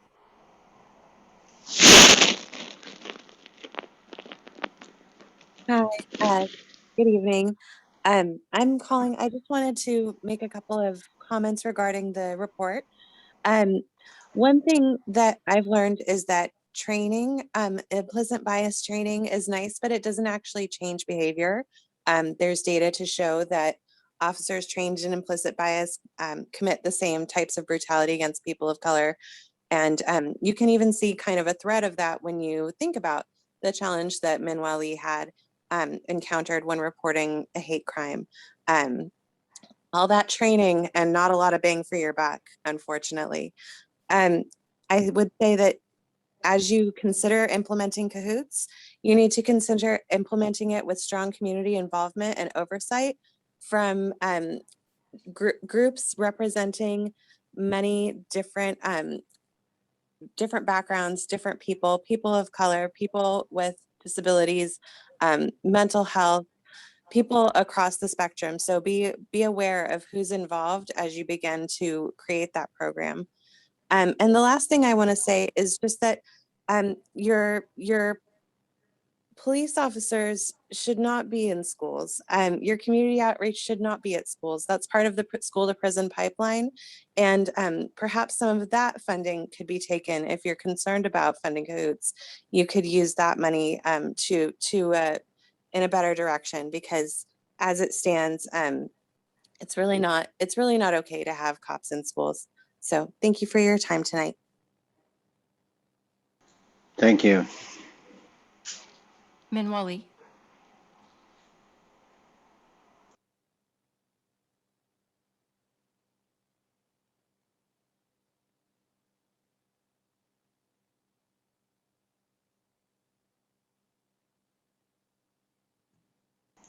Minhwa, can you hear me? Go ahead. Oh, hello. Can you hear me? Yes, go ahead. Thank you for the report, Chief. I just want to say, as a victim who just experienced a very traumatic experience through racism firsthand. As Michael pointed out, when I went to the police station to report the hate crime, I'm just really not happy with the response that I got. He just said, "So what do you want out of this?" It was just not an answer that I expected when I was reporting a hate crime with clear video evidence. And I even, at one point in our conversation, I even pulled out my phone to Google hate crime right out of the government California website. Was informing him on what a hate crime exactly was when a person was motivated by hate on prejudice of someone's race targets somebody else. And at one point, I felt like I persuaded him that whatever happened was a hate crime. And I just think there could be more done, more awareness brought to the police officer on what a hate crime is. Yeah, I just didn't really expect the response that I got. It felt like, and he even showed me a mugshot of the man who attacked me. He knew the man. It felt to me that it wasn't really,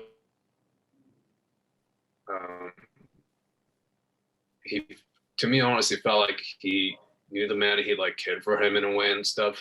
And I don't think that's the way we should be going about handling these hate crime cases, because it's eventually going to happen again. It's bound to happen again. And yeah, I'm just not happy with the response that I was dealt with through Officer Sergeant Paul Gooden. Thank you. Thank you for your comments. Any other public comment, Ms. Burgess?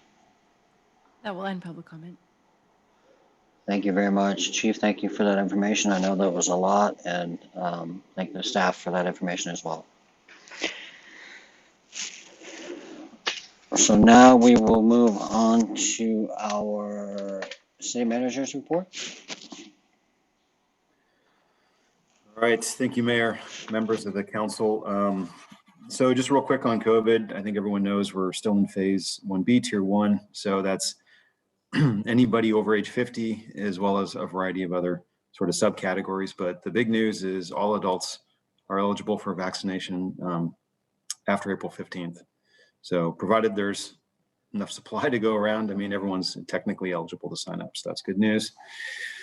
And, you know, the supply is further going to be hampered by the suspension of the Janssen vaccine, which, if it was deployed, it would really speed things up because it's a one and done vaccine as opposed to the 2-dose vaccines that you get with Pfizer and Moderna. So we are in orange tier. That's due to our cases per 100,000, currently under 4. Positivity rate is low, under 2%. So that's yellow, but orange is, of the two criteria, orange is higher. So that wins the day. The other big news around COVID that we've been pushing out is that approximately $32 million in rental and utility payment assistance from prior federal legislation was authorized by the county on April 6th. And we expect applications to go live on the county website April 19th. So the county is dispersing that through a variety of nonprofits. And if anyone goes to the COVID banner on the city website, it links you right to that page where you can apply. Public Works, the bike ped safety project at West School and West Sierra, and also Cypress at West Sierra. The parts are on order and we expect them to be in the field April 26th, and it'll be about a 2-week job to get those stops and pedestrian crossings in. Wayfinding part 2, these are the 11 kiosks at trails and downtown. This would complete the wayfinding project, and the kiosks have interpretive signs, maps showing points of interest, pathways, and business listings. So that's you're going to be seeing that soon, as well as street improvements.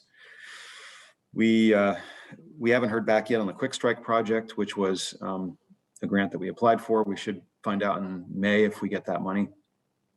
That's for La Plaza and West Sierra. We also we also applied for some potential community project funding for 116 and West Cotati. Well, we don't know if we'll get that, but that's in the mix as well. And finally, the community center re-roof project is going to be out to bid here shortly to finally fix the roof on the community center. And so Public Works doesn't have to go up there plugging holes and moving trash cans around in really heavy rains. So we're going to be, and I also say that project is also intended to reinforce the structure so the whole roof can hold solar. Water, I'll just cut this short, but basically this year has been the driest year apparently in 109 years since rainfall records have been kept.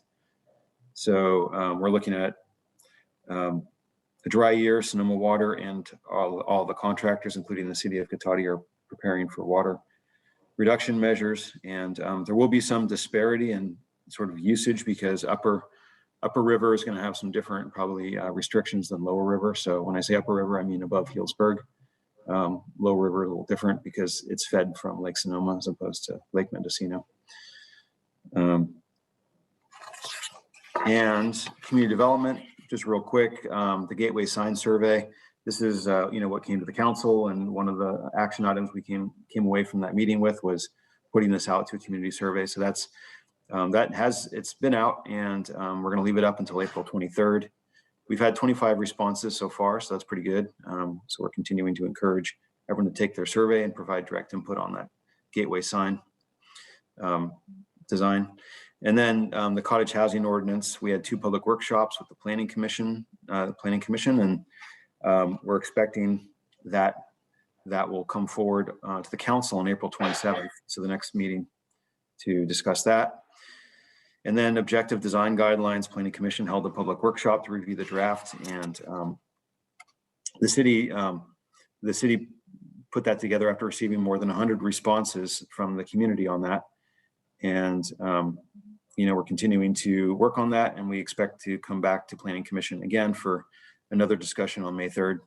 So anyway, that's working its way through. That also, as a subcomponent of that, by the way, also includes wireless facility design, just in anticipation of 5G eventually breaking loose. I think, as you know, DOD is sponsoring legislation again to try to expedite 5G deployment, and there's obvious concerns about that. So that's going on also.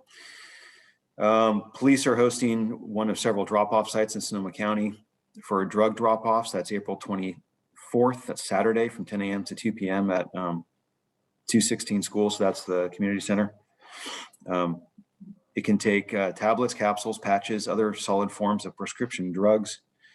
It does not take liquids, syringes, or sharps. So, but it does also accept vaping devices and cartridges with batteries removed.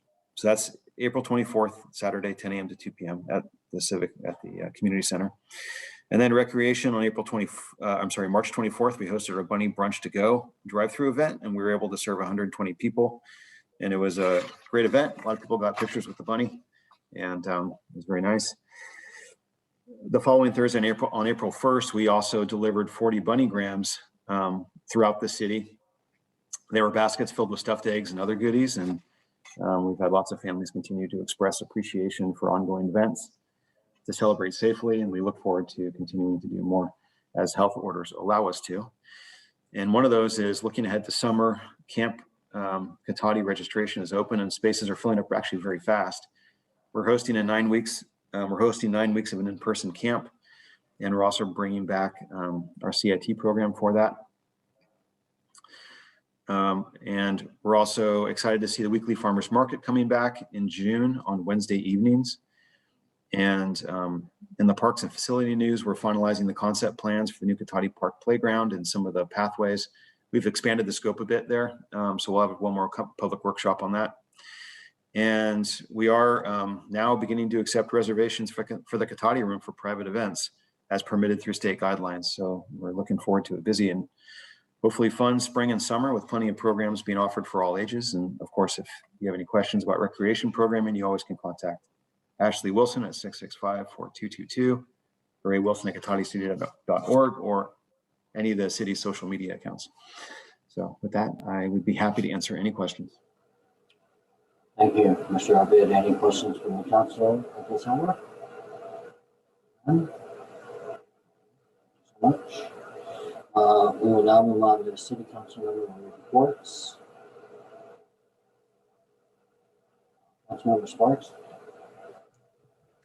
Thank you, Mayor Moore. I attended the Health Action Network meeting on April 2nd, and I just have a few things to report out from that. There is an event coming up at Sonoma State on April 19th to April 23rd called the Latino Family Educational Summit.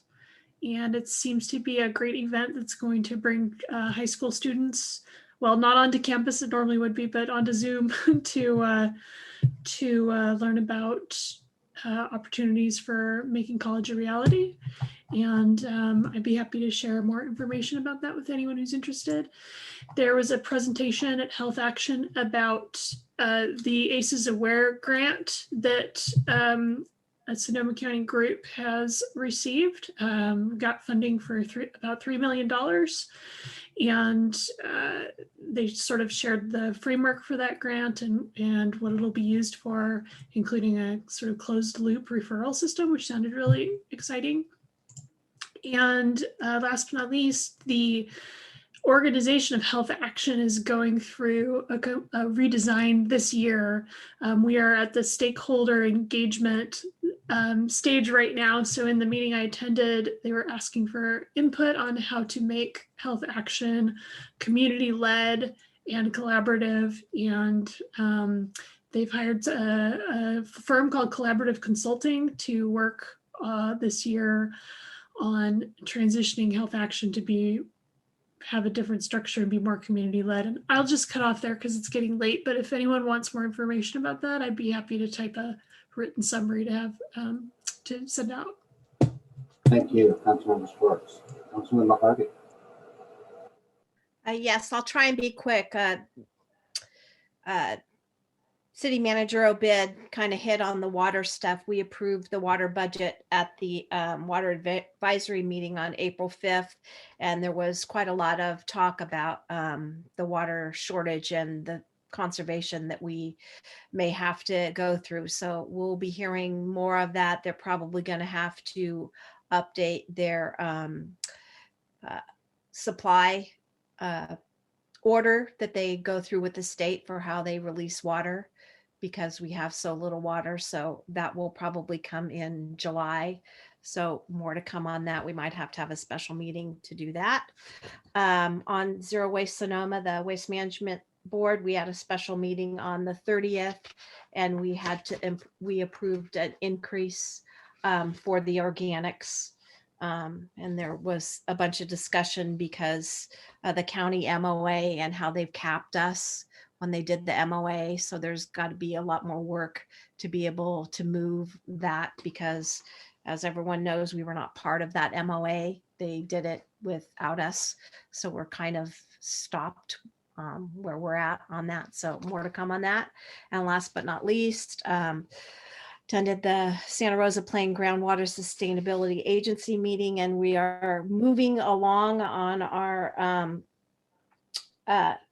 sustainability measurements, and we got decisions on 3 more of them. So we're progressing as quickly as we can towards the plan that has to be submitted by January 2022. They will have a first community meeting on the plan on May 19th will be the first meeting. And so in the essence of time, that's it. If you have further questions, I have lots of stuff. Thank you. Thank you, Councilmember Harvey. Councilmember Ford. Thank you, Mayor Moore. I attended the April 1st Sonoma Clean Power Board meeting, and Vice Mayor Landman he was unable to attend, so I took up my alternate post. So Sonoma Clean Power is nearing completion of its alternate energy center, which is an exciting place in downtown Santa Rosa for people looking to save energy and particularly transition to electric. Their new headquarters building is nearing, well, it's getting there. It's got a while ago. Sonoma Clean Power has embarked on a pretty ambitious diversity, equity, and inclusion plan, attempting to use its economic weight to, as they say, repair longstanding wrongs of bigotry, slavery, and misogyny. And it's a pretty impressive, ambitious plan that I think as we start to look as a city at addressing those issues here, we might look to what they've come up with. And the big item at the meeting was the question of whether to sign on to support Assembly bill sponsored by other CCAs and Assemblymember Aguiar Curry that would make Sonoma Clean Power eligible for some biomass power procurement funding the state already provides. Currently, the investor-owned utilities get it all. And because that program allows woody biomass generated power, there's significant opposition from some local environmental groups. And so there was extensive public comment on that issue and quite a discussion that led to a final decision of the board to support, if amended, so that we could make clear that Sonoma Clean Power has strong concerns about woody biomass power. Those are the big issues on that one.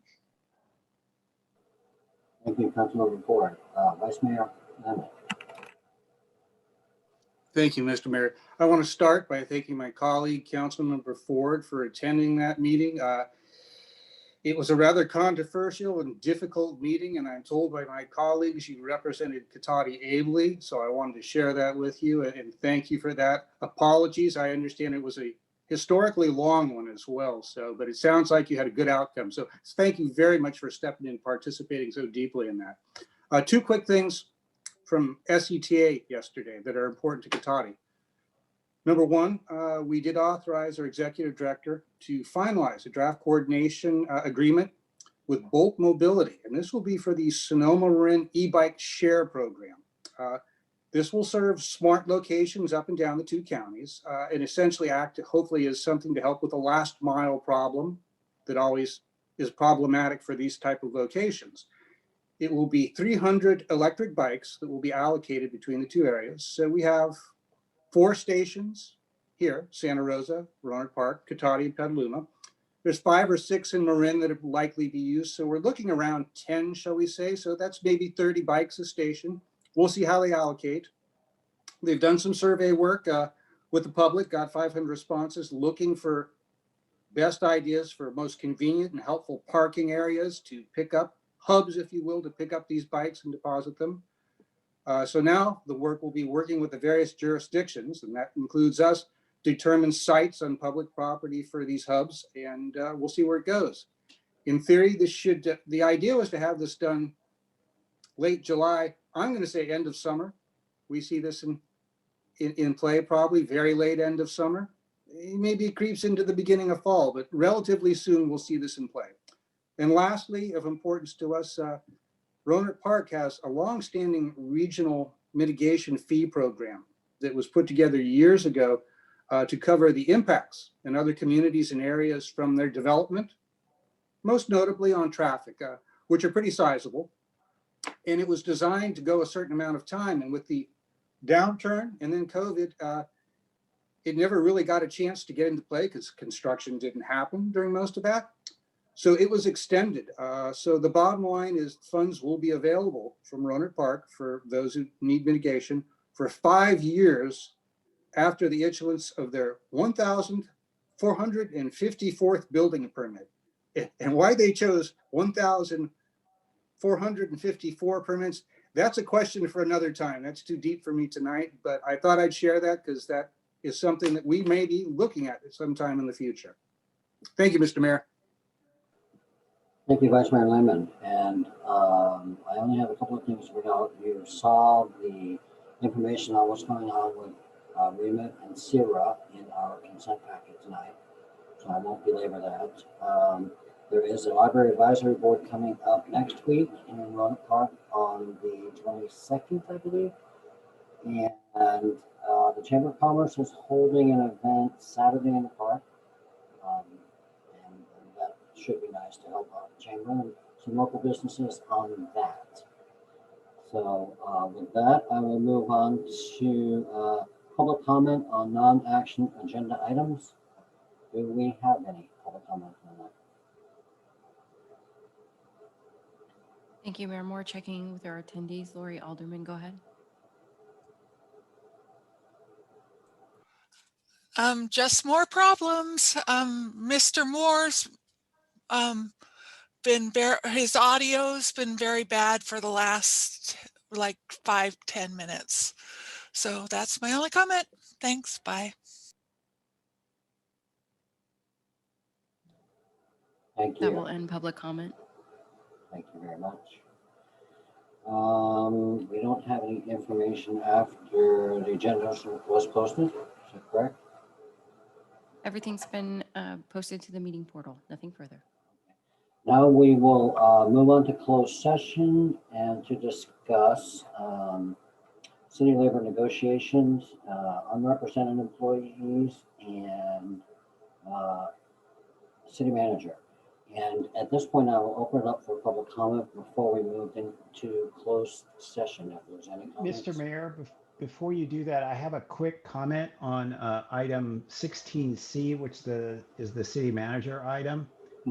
Indicates that the agency representative is the city council. The purpose of this closed session is for the city council to meet with its negotiator. While the agenda item indicates that the entire council is the negotiator, the council should designate one or two council members to serve as the negotiator. If the council were to give direction, those individuals could speak to the manager and negotiate with him. And that's a requirement of the Brown Act. It can be done verbally at this time, despite what is listed on the agenda. So my suggestion might be to have the mayor serve as the negotiator. The council could provide direction if necessary, and then the mayor could discuss matters with Mr. Obid, or the council could choose two representatives to serve as the negotiators. Thank you, Mr. Walker. And that would be something that should be done prior to going into closed session? Correct. It would be appropriate to do it now, and then if the public wanted to comment on that, they could have the opportunity to do so. Okay. With that in mind, and previously, I have been on the subcommittee that has worked on the approval and negotiations with our city manager. The last couple of times that this has come up, so I'd be certainly willing to work on that subcommittee. If we have any other council members that would be interested in that, I would certainly entertain that.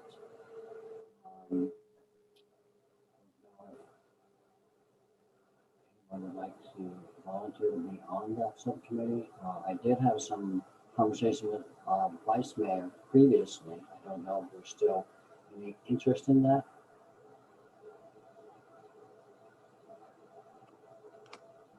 Like my colleagues, I'm sure my interest to work on another subcommittee is incredibly high, especially at 11 at night. But let me put it this way, if you would like an extra body, Mr. Mayor, to help you with that, and if the council is willing, I'd be happy to be part of that.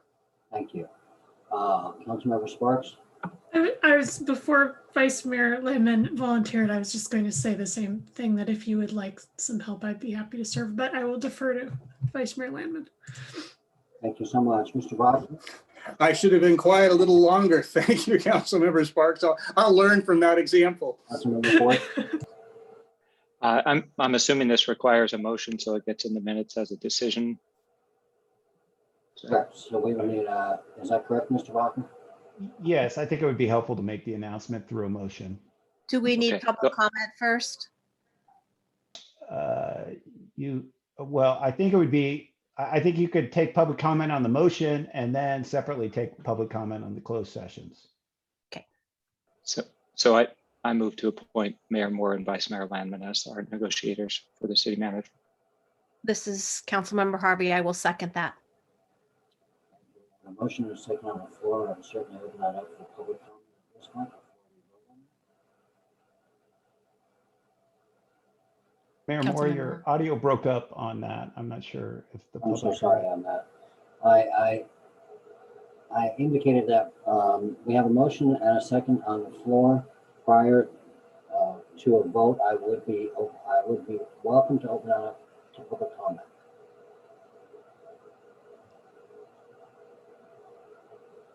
Mayor Moore, there is no public comment. Okay, so would you kindly give us a roll call vote, Ms. Burgess? Councilmember Harvey. Councilmember Sparks. Yes. Councilmember Ford. Yes. Vice Mayor Landman. Yes. Mayor Moore. Yes, thank you very much. Thank you. And now I'd be willing to take any public comment on those closed item issues prior to going into closed session. Mayor Moore, there appears to be no public comment.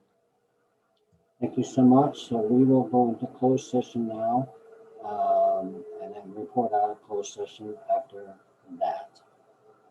And then I believe we have another separate invitation for that closed session that we will be addressing. That's right. There's a separate meeting invite for that, and then we'll return to this meeting to report out. This meeting will stay active.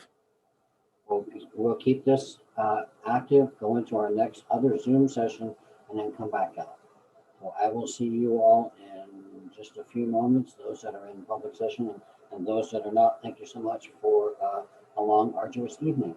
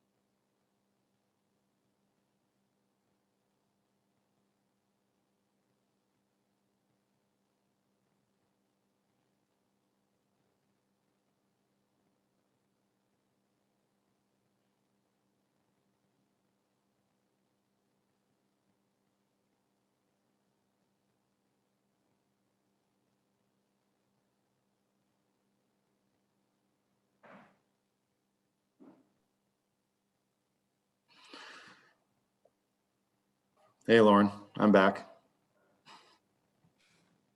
Hey, David. They'll be back in a couple minutes.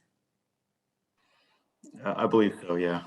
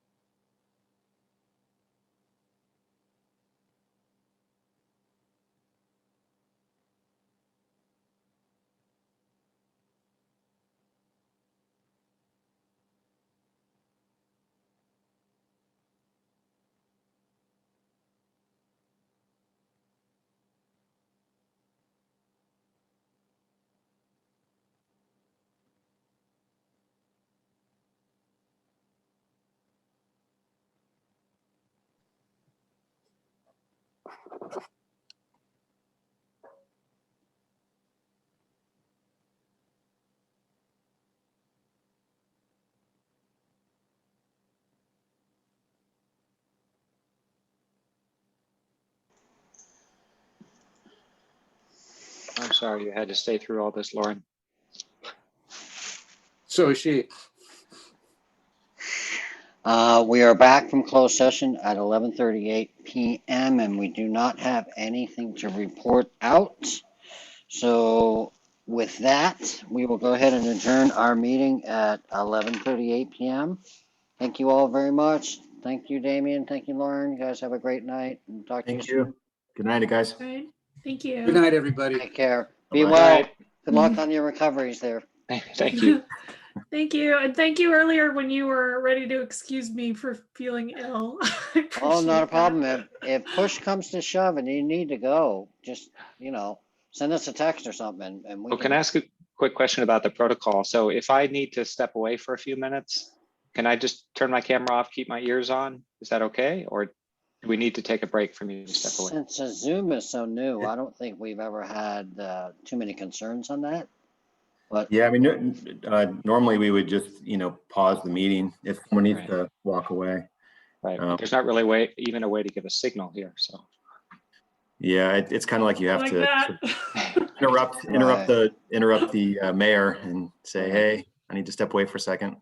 well, and if the technology is working well, you can always raise the hand. If my end of the technology is working okay. yeah. Okay. Thanks Yeah. much. Okay. Good night. All right. Good Good night, night. guys. Take care.